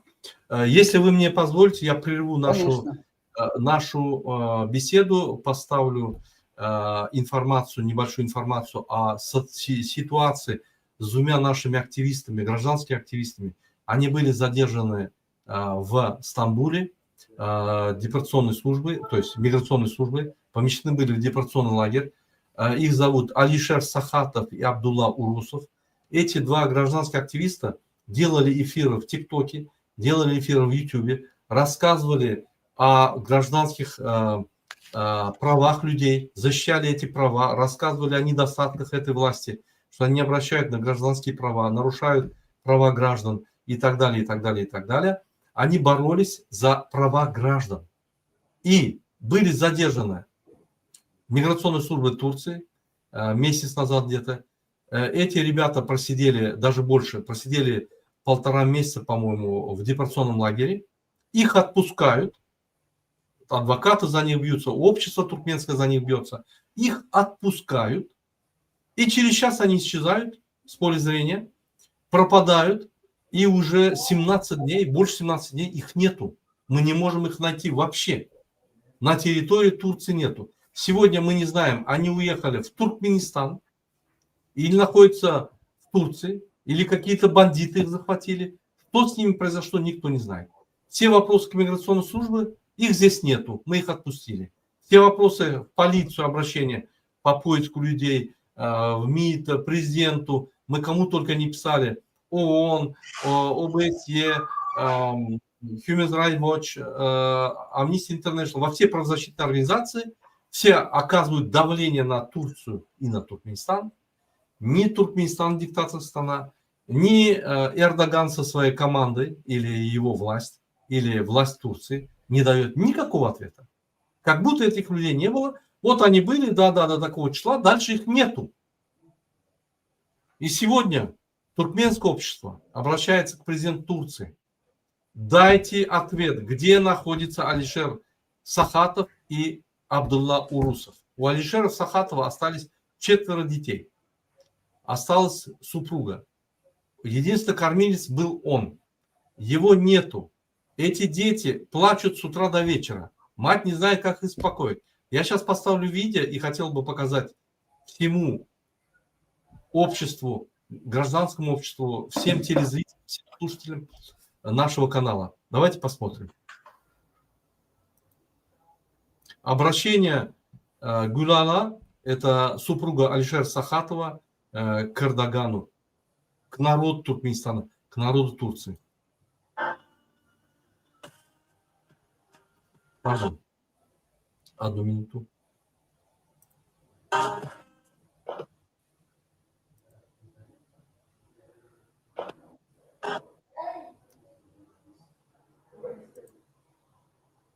Одну минуту, у меня техническая накладка. Одну секунду. Спасибо, что вы про это сказали. Я, конечно, всецело поддерживаю и лозунг освобождения всех политзаключенных Туркменистана и широчайшая политическая амнистия для всех узников туркменского режима Сердара Бердымухамедова и Гурбангулы Бердымухамедова. Но я бы хотел еще сказать про солидарность и с российскими, конечно, политзаключенными. Мне сегодня позвонила Елена Рохлина, дочь прославленного генерала-патриота Льва Рохлина, который был убит режимом Ельцина. И предположительно в его убийстве замешан Владимир Путин. И вот она попросила меня, чтобы я и все, до кого я донесу этот призыв, обязательно поддержали флешмоб за амнистию в России в 2025 году. Амнистия в России не проводилась 10 лет, с 2015 года. И очень много людей сидит по экстремистским, террористическим статьям якобы. Людей навешивают терроризм, экстремизм и все прочее за инакомыслие, за другую позицию политическую. Я считаю, это синдром трусости власти. Власть боится слова и отвечает на слово тюремной решеткой. Правильно говорите. Вот я нашел это видео, я вам покажу сейчас это видео. Это обращение семьи Алишера Сахатова к президенту Эрдогану, к обществу и так далее. Действительно, вы правильно сказали, власть боится простых гражданских активистов. Если они законно избраны, если у них политические программы, если они хорошо работают с народом, сделали социальные условия, развили общество, создали фабрики, заводы и так далее, и так далее, и так далее, дали возможность людям подняться, бизнес делать, заниматься тем, что они хотят, почему они боятся вот двух маленьких гражданских активистов, которые не могут помешать его политике, потому что она твердо стоит на ногах. Это из-за того, что они ничего не смогли сделать. Страхом удерживают власть и оказывают только давление на активистов, воруют, убивают, в тюрьмах сажают. Неважно ты с какой партии, неважно, что ты говоришь. Если ты против этой власти, ты Трудовая Россия, команда Навального, коммунистическая партия или какая-то другая партия, неважно. Если ты против этой власти, которая ворует, ты враг.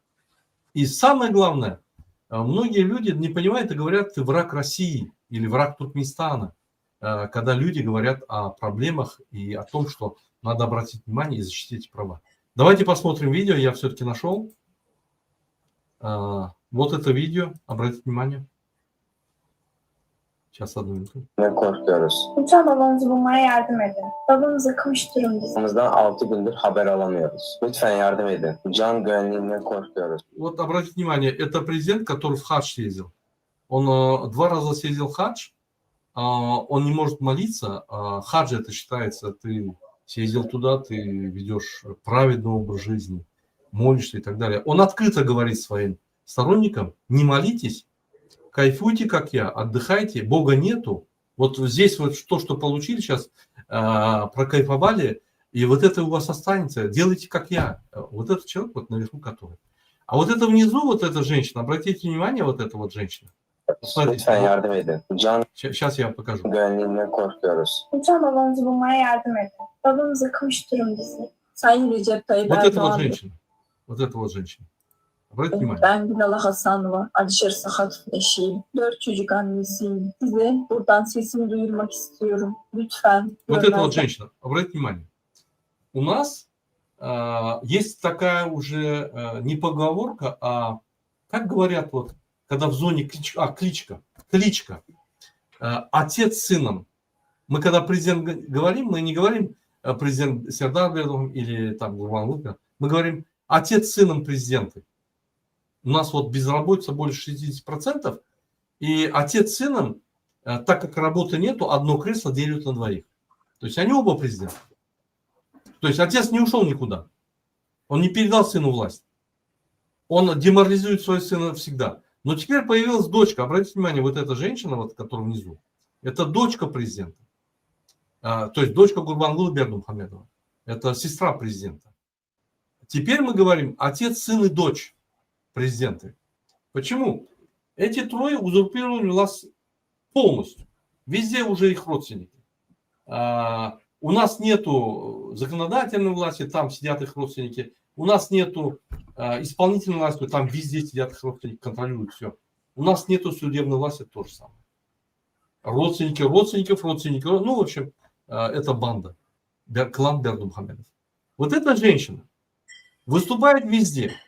Она является вице-президентом благотворительного фонда своего отца. Все деньги поступают от народа туда. Их заставляют зарплаты перечислять. Они не хотят, а обязаловка заставляет. Ты работаешь в госструктуре? Перечисляй. Не перечисляешь, увольняйся. На каждое место, чтобы в госструктуру попасть, от 1,5 до 10 тысяч долларов надо платить. На простую работу. Уборщик, крановщик, неважно, не принципиально. И вот эта женщина рекламирует себя во всем мире, за счет государства ездит на самолетах в разные страны, рекламирует свой фонд, свою работу, защищает права детей. Она выступала, вот конференция была, 3-я конференция в Туркменистане по странам, у которых нет выхода на море, на океан. Вот там собрались более 100 стран. Она там выступала с разными организациями, говорила, надо детям Палестины помочь.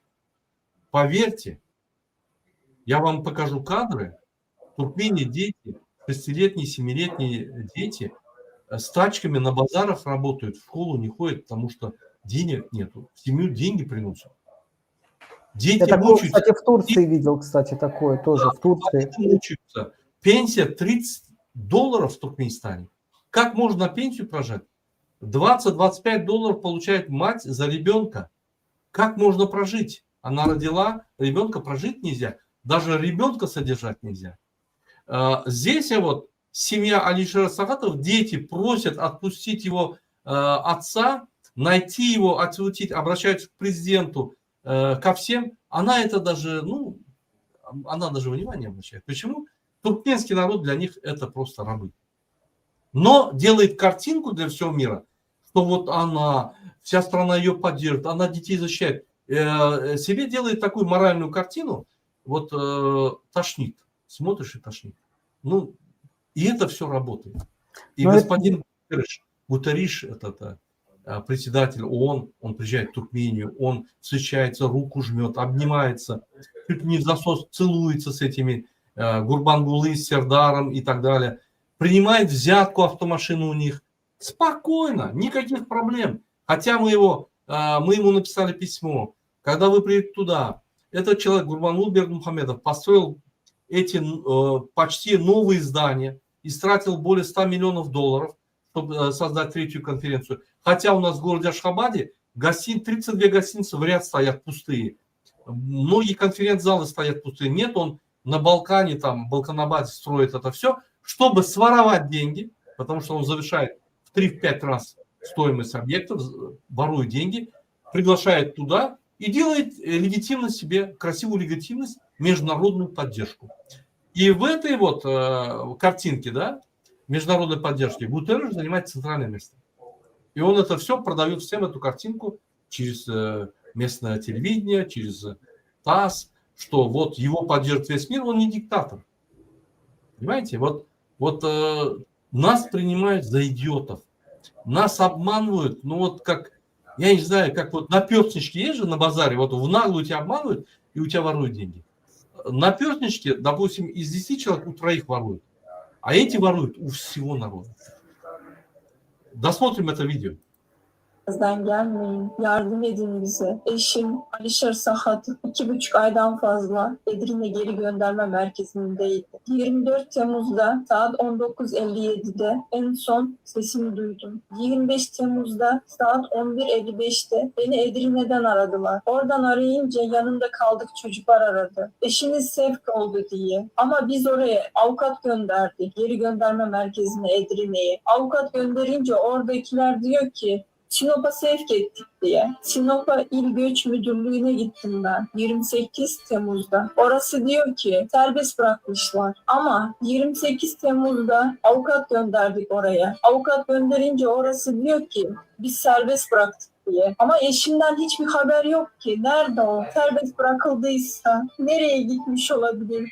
Kocaman insan kayboluyor mu? Lütfen yardım edin. Ben hep yetkililere sesimi duyurmak istiyorum. Lütfen görmezden gelmeyin. Bugün 6 gün oluyor. Bir insan evinin yolunu bulamaz mı? Yanında parası da yok. Telefonu var. Telefonunu da açmamış, kullanmamış. Lütfen bana acımıyorsanız. Ama çocuklarıma acıyın. 4 çocuğum perişan halde. Eşim her gün sabahtan akşama kadar benimle konuşuyordu. Lütfen yardım edin. Bir çaresiz anneyim ben. Bir çaresiz eşim. Görmezden gelmeyin. Вы видели вот на последних кадрах я покажу вам, последний кадр, извините. Сейчас. Да, давайте немножко переведем, наверное, для тех, кто русскоговорящий. Там... Havamızdan 6 gündür Я haber переведу, вот, alamıyoruz. Lütfen Да, yardım. обратите внимание, вот наверху национальный лидер Туркменистана, самый злейший враг туркменского народа, вор, коррупционер, пилот, велосипедист,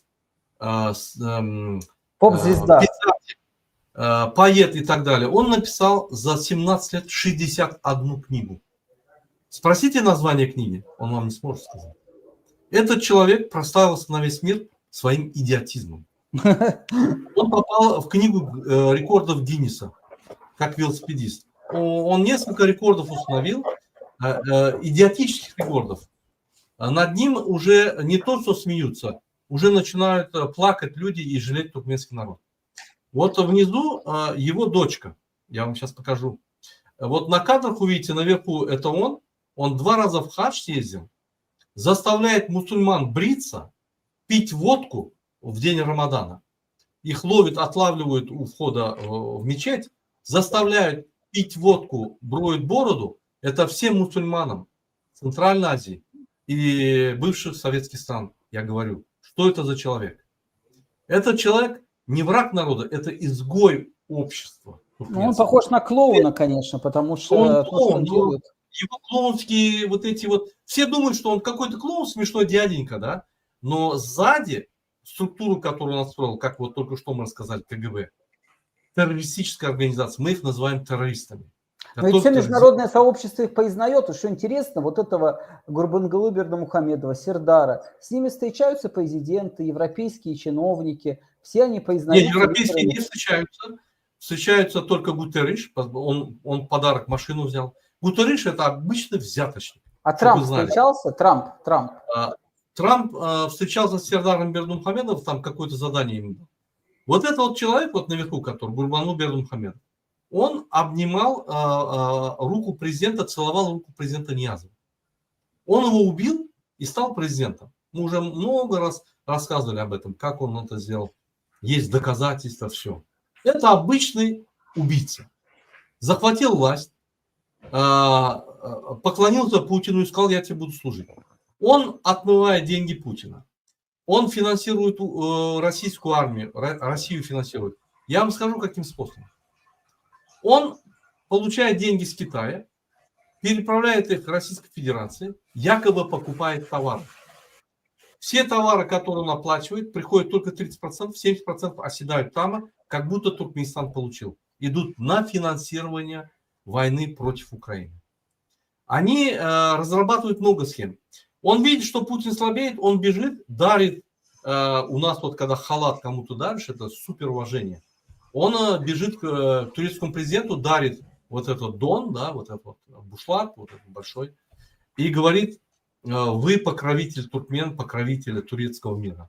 И тут же на заседании Турана, да, вот, который проходит, он и является наблюдателем, то есть Туркменистан является наблюдателем. Он там первое слово говорит, надо дать Нобелевскую премию Эрдогану. То есть вот это вот лизоблюдство, да, когда он был в правительстве Ниязова, лизоблюдничал ему, он то же самое сегодня делает с Путиным, с этим, Гутерриш. Он не знает, кому отдаться.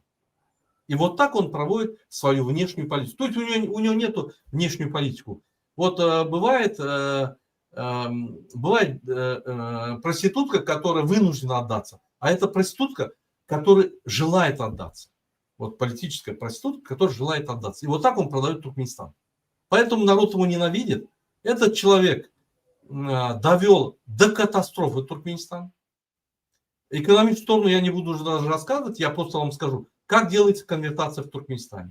Ночью национальная безопасность заходит в банк, оттуда берет от 1,5 до 3 миллионов долларов, сопровождает, раздает на базаре вот этим черным менялам, говорит им, вы продаете по такому курсу, 50 центов вы накидываете, там, туркменские, да, и вечером деньги заберем. Те продают, собирают деньги, они эти деньги заводят опять в центральный банк. Как они там с курсом балуются и как они показывают это в бюджете, это мистика.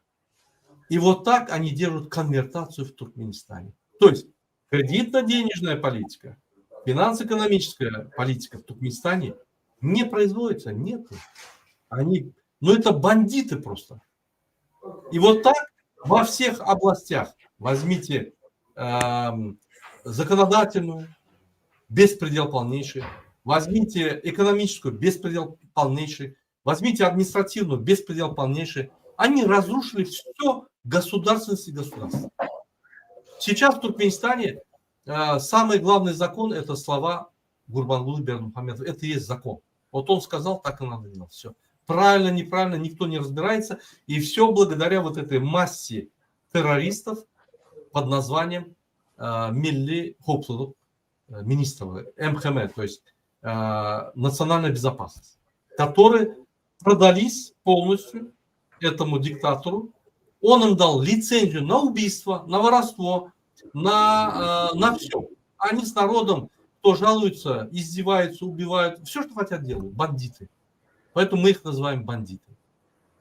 Сегодня поддержка вот этого Гурбангулы, Сердара и дочки 3 президентов Туркменистана нулевая. Как говорил Владимир Ильич Ленин, предпосылки для революции 100%. То есть если в какой-то стране больше 60% недовольных, и это есть серьезная предпосылка для революции, в Туркменистане она больше 95%. Как народ станет, она 100%. То есть завтра, когда власть поменяется, никто не будет вспоминать старую власть. Будут все проклинать. Но ведь в полиции, в судах, в армии, там же не иностранцы, там же тоже туркмены. Нет, там туркмены. Почему? Туркмены, вот охрана президента, силовые структуры. Вот смотрите, охрана президента, да, он спит ночью, если Путин в бункере спит, да, у него стеклянный бункер прозрачный. Он построил себе в комнате. Он там запирается, он пуленепробиваемый, и спит там. И ключи дает не жене своей, только одному человеку. Этот деморализованный человек имеет в каждом вилайте, то есть в каждой области, любовниц, детей и так далее. Ну, он, как вам сказать, аморальный национальный лидер. Никто его не выбирал национальным лидером. Его сын указом, постановлением назначил его национальным лидером. Он себе взял ту же власть, что президент, абсолютно ту же. В случае смерти президента или недееспособности, вся власть переходит к национальному лидеру. То есть он полностью деморализовал пост президента, своего сына. Он ездит во все страны и договаривается, и подписывает контракты, и ведет все переговоры. Сын просто дома сидит, охраняет кресло президента. Все. Чтобы переворот не был. Вот вся их система, политическая система этого отца, сына и дочери. Давайте дальше дослушаем. Вот здесь вот дети Алишера Сахатова, они просят найти их отца. Они находятся в Турции, они просят найти их отца. Наверху наш дважды хаджи, который в Мекку съездил, я всем мусульманам напоминаю, вот этот человек, который наверху 2 раза съездил в Мекку, считается хаджи, герой хаджи Гурбанул Бердымухамедов. Вся его геройство – это издевательство над религией и над своим народом. Yardım edin. Can güvenliğinden korkuyoruz. Lütfen babamızı bulmaya yardım edin. Babamızı kavuşturun bizi. Sayın Recep Tayyip Erdoğan Bey, ben Gülala Hasanova, Alişer Sahatov'un eşiyim. 4 çocuk annesiyim. Size buradan sesimi duyurmak istiyorum. Lütfen. Она говорит, я супруга Алишера Сахатова, дети просили найти их отца. После она выступает и говорит, я супруга Алишера Сахатова, я вас прошу помочь нам найти нашего мужа, нашего отца моих детей. Lütfen görmezden gelmeyin. Yardım edin bize. Eşim Alişer Sahatov 2,5 aydan fazla Edirne Geri Gönderme Merkezi'ndeydi. 24 Temmuz'da saat 19.57'de Она говорит, больше 2,5 месяца он находился в депортационном лагере. 24-го в районе 17 часов en son sesini duydum. 25 Temmuz'da saat 11.55'te beni Edirne'den aradılar. Oradan arayınca yanında kaldık çocuklar aradı. Eşiniz sevk oldu diye. Ama biz oraya avukat gönderdik. Geri gönderme merkezine Edirne'ye. Avukat gönderince oradakiler diyor ki Sinop'a она говорит, что 25 числа он пропал. Вот 24-го последний звонок был, и 25-го он пропал. Мы адвоката отправили, значит, когда он был в депортационном лагере, было дело о его депортации. Это дело было приостановлено, а потом и отменено. И их освободили, вот 25-го, она говорит. И потом он пропал. Просто они оба пропали. Обратите внимание, наверху вот сидит, да, вот этот человек, я его называю картинка, он делает всегда картинки. Ну, допустим, он выступает на кабинете министров, выступает, там какие-то идеи зачитывает наизусть, обкурится ночью, да, приходит, выступает, какие-то идеи говорит и запоминает слова, он даже не разбирается в этих идеях. И к нему министр подходит после заседания, говорит, вот вы говорили вот об этом, если вот так вот сделать, как вы думаете? Он говорит, идите отсюда, я уже забыл, что я говорил, не мешайте вам. Понимаете? Вот настолько идиот, и вот этот вот человек, обратите внимание наверху. sevk ettik diye. Sinop'a İl Göç Müdürlüğü'ne gittim ben 28 Temmuz'da. Orası diyor ki serbest bırakmışlar. Ama 28 Temmuz'da avukat gönderdik oraya. Avukat gönderince orası diyor ki biz serbest bıraktık diye. Ama eşimden hiçbir haber yok ki. Nerede o? Serbest bırakıldıysa nereye gitmiş olabilir? Вот она рассказывает, что с этого момента мы с адвокатами ищем, никак не можем найти, никто информацию не дает, миграция знает, не говорит, полиция знает, не говорит, нам не дают никакой информации, говорят, у нас нету. И мы не знаем, куда обратиться. Многие правозащитные организации, мировые, с международным уровнем, они давят, обращаются. Просто нет ответа. Просто даже не отвечают. Вот обратите внимание, наверху, вот дочь президента, Гурбанул Бердымухамедова, одного из 3 президентов, она типа инвалидами работает. Это чисто реклама, как вот то же самое, что вот этот внизу человек сидит, чекотку вот эту считает, да, типа молится. Он не знает ни одной суры, не знает. Можете себе представить? Он идет там, делает пропагандистский себе этот. Я думаю, что он Соловьев, Скобеева и Путин в одном лице. Хоть у Соловьева какая-то логика есть в его речи, у этого даже логики нет. Вот Путин, подполковник КГБ, тоже в 91 году побежали они все расшибать лбы об иконы, по храмам все побежали, чтобы бабушки за них голосовали, которые верующие, смотрели, ой, Владимир Владимирович, он такой же, как и мы, тоже со свечкой стоит в храме. Ну, это рассчитано на избирателей, конечно. Не, здесь не на избирателей, здесь рассчитано на картинку не для общества. Общество знает, что он коррупционер, мерзавец. Мы смогли народу за 5 лет объяснить, кто он такой. Они его... Вот смотрите, все комментарии, которые пишут, они проклинают его. Не просто желают ему смерти, а проклинают его. И говорят, его надо судить, просто наказать. Вот, допустим, когда вы делаете передачу о России, люди пишут, что надо наказать Путина, арестовать, убить, казнить. Они же не пишут, наверное. Если пишут, процентов 10. Кто-то да, пишет. 10%. А здесь все комментарии я ставил, да, все просят освободить этих и арестовать, срочно арестовать. Вот так думает весь народ Туркменистана. Поэтому предпосылки на смену власти в Туркменистане очень высокие. У нас не будет протесты, у нас будет один мощный протест, и на этом все закончится. Давайте досмотрим это видео. Kocaman insan kayboluyor mu? Lütfen yardım edin. Ben hep yetkililere sesimi duyurmak istiyorum. Lütfen görmezden gelmeyin. Bugün 6 gün oluyor. Bir insan evinin yolunu bulamaz mı? Yanında parası da yok. Telefonu var. Telefonunu da açmamış, kullanmamış. Lütfen bana Она говорит, уже 6 дней его нету, ни телефон не открывает, ничего. Помогите найти его хотя бы. Где он находится? Мы уже ничего другого не просим. Жив ли он, она хочет uznать. acımıyorsanız ama çocuklarıma acıyın. 4 çocuğum perişan halde. Eşim her gün sabahtan akşama kadar benimle konuşuyordu. Lütfen yardım edin. Bir çaresiz Она говорит, вот 4 ребенка с утра до вечера просят, где их отец. anneyim ben. Bir çaresiz eşim. Görmezden gelmeyin. Ну, в общем, вот такая картина, что происходит в Туркмении. К сожалению, Эльмар, вот если у вас есть Навальный, у нас каждый активист пропадает в тюрьме.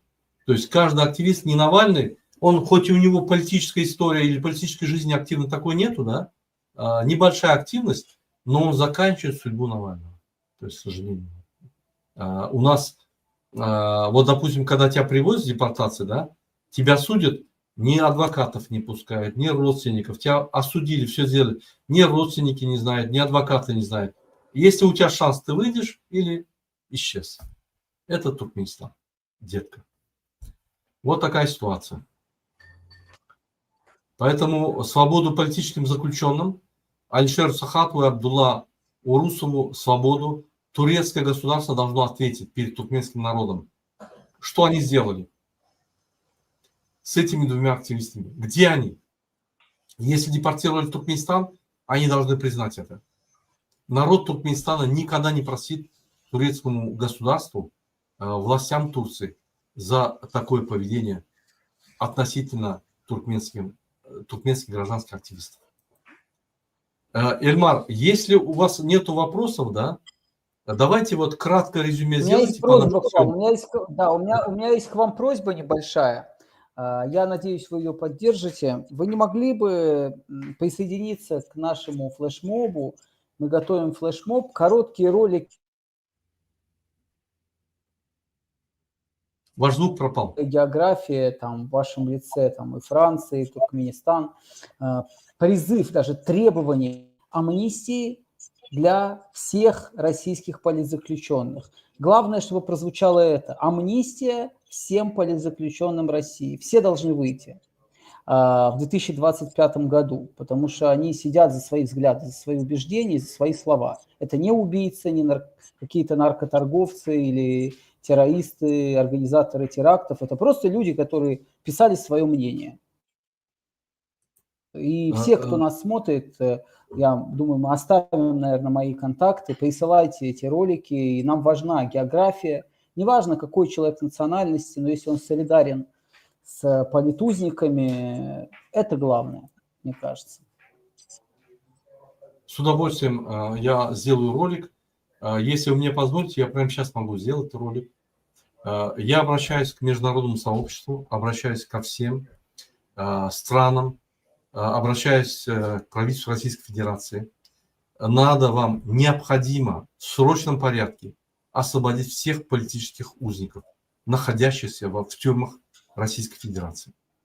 Эти люди никогда не нарушали, не нарушали законов, не совершали уголовные дела, не убивали людей, не продавали наркотики. Эти люди отстаивали свои права или защищали права граждан. Эти люди это те люди, которые могут развить это общество, гражданское общество, и те люди, которые дают цвет этому обществу. Поэтому наказание их или содержание в исправительных трудовых колониях – это есть преступление. И амнистия – это есть единственный выход оправдать сегодняшнюю власть, которая хочет какие-то перемены в демократическом направлении.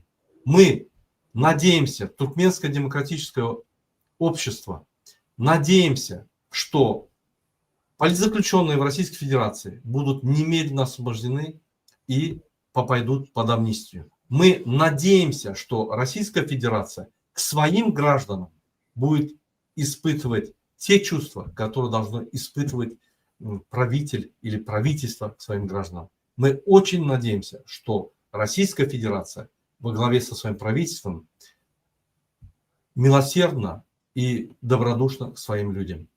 Я, Курбанов Мурат Клычевич, являюсь руководителем Народного движения «Демократический выбор Туркменистана», зарегистрированного во Франции, нахожусь во Франции и призываю властей России осуществить немедленно амнистию по освобождению всех политзаключенных, находящихся в тюрьмах России.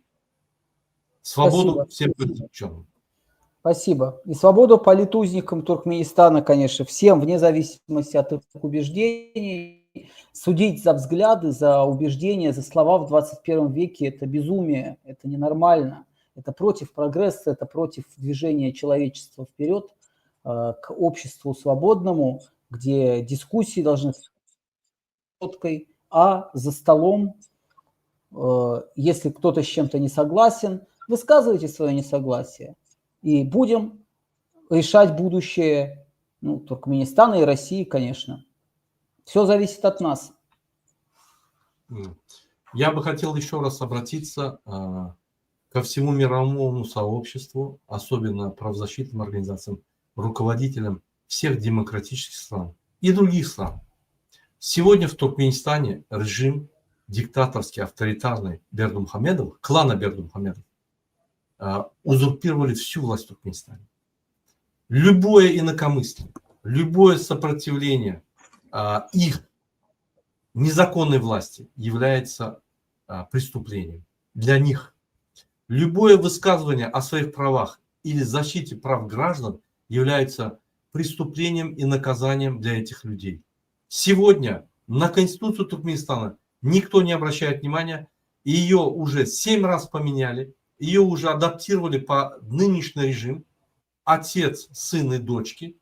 Мы не только передали власть по наследству, мы передали власть целому клану, семье. Отец, сын и дочка управляют Туркменистаном сегодня.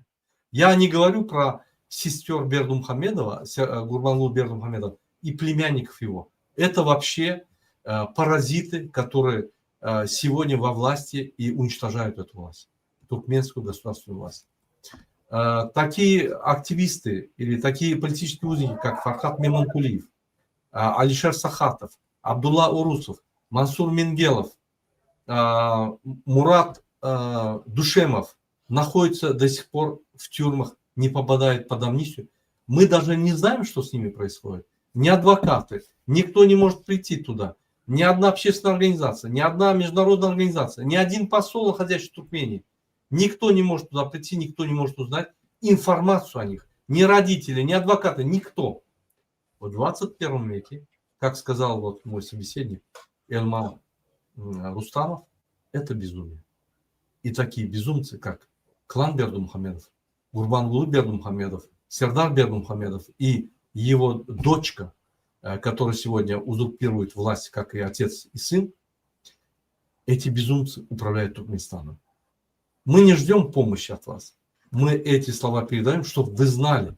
В ближайшее время туркменский народ поднимется и свергнет этот режим и построит демократическую власть. И тогда не обзывайте нас террористами. Мы пострадавший народ, который мечтает о свободной, справедливой и спокойной жизни. Чтобы жить в этом цивилизованном мире в соответствии с нормами международными и конвенциями, которые подписал Туркменистан. Спасибо за внимание. Эльмар, если мы подобьем следующую нашу беседу, долгую беседу, могли бы вы в течение 1 минуты резюмировать ваши все мысли и завершить эту программу? И на этом, если вы позволите, мы завершим сегодняшнюю программу.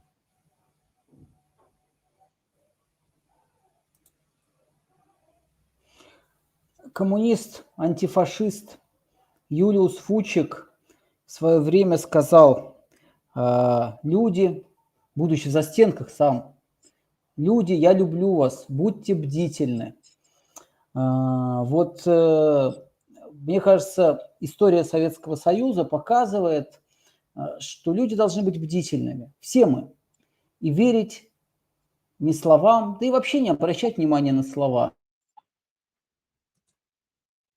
Тот или иной политик. Он может говорить что угодно, но за его спиной могут стоять интересы тех социальных слоев, тех классов, которые чужды трудовому большинству. Поэтому опыт Советского Союза и нынешней России показывает, что только бдительность, только знание своего классового интереса и соотношение политических программ, соотнесение политических программ с интересами трудящихся,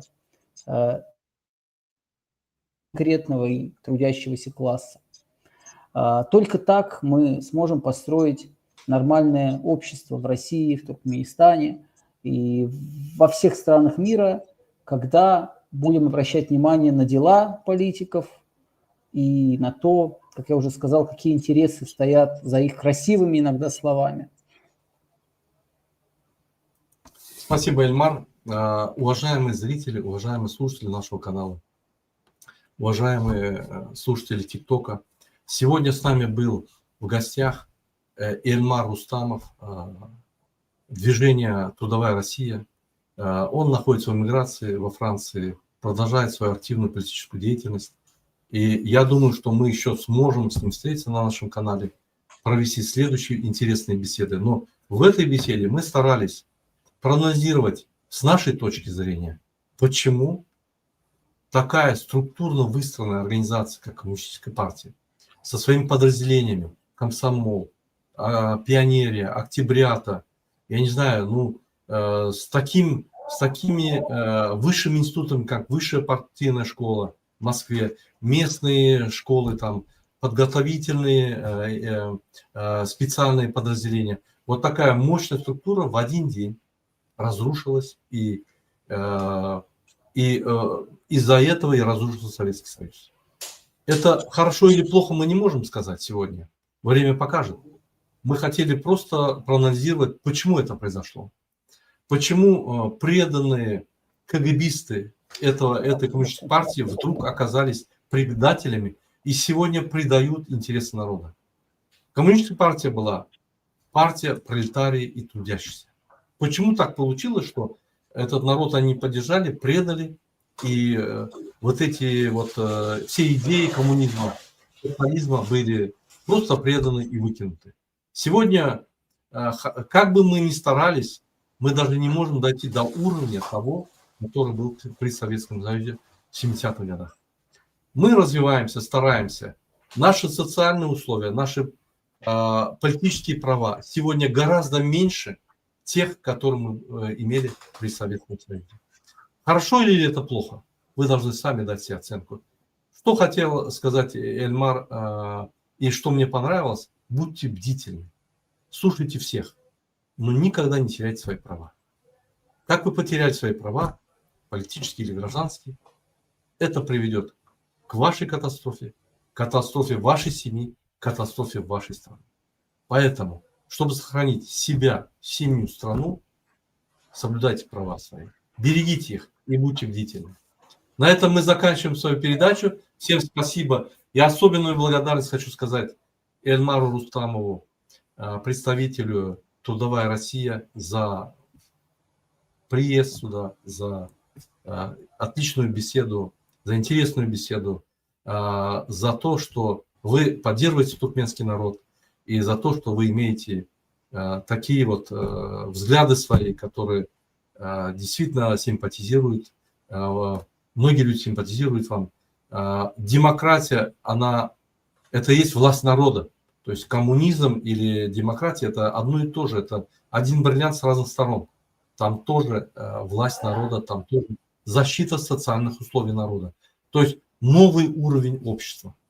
Поэтому я надеюсь, что я не пропагандирую коммунизм. я пропагандирую власть народа всегда. Поэтому мы найдем свой путь, справедливый путь, который каждый народ выберет, и мы его найдем, как туркменский народ тоже. Я думаю, в этом пути мы обязательно пойдем вместе с российским народом, потому что российский народ, он тоже будет бороться за свою справедливость, за свое будущее. Спасибо за внимание, спасибо, Эльмар, еще раз за беседу отличную, нам очень понравилось, и до следующих встреч, уважаемые зрители. До свидания. Будет и на нашей улице праздник, ура!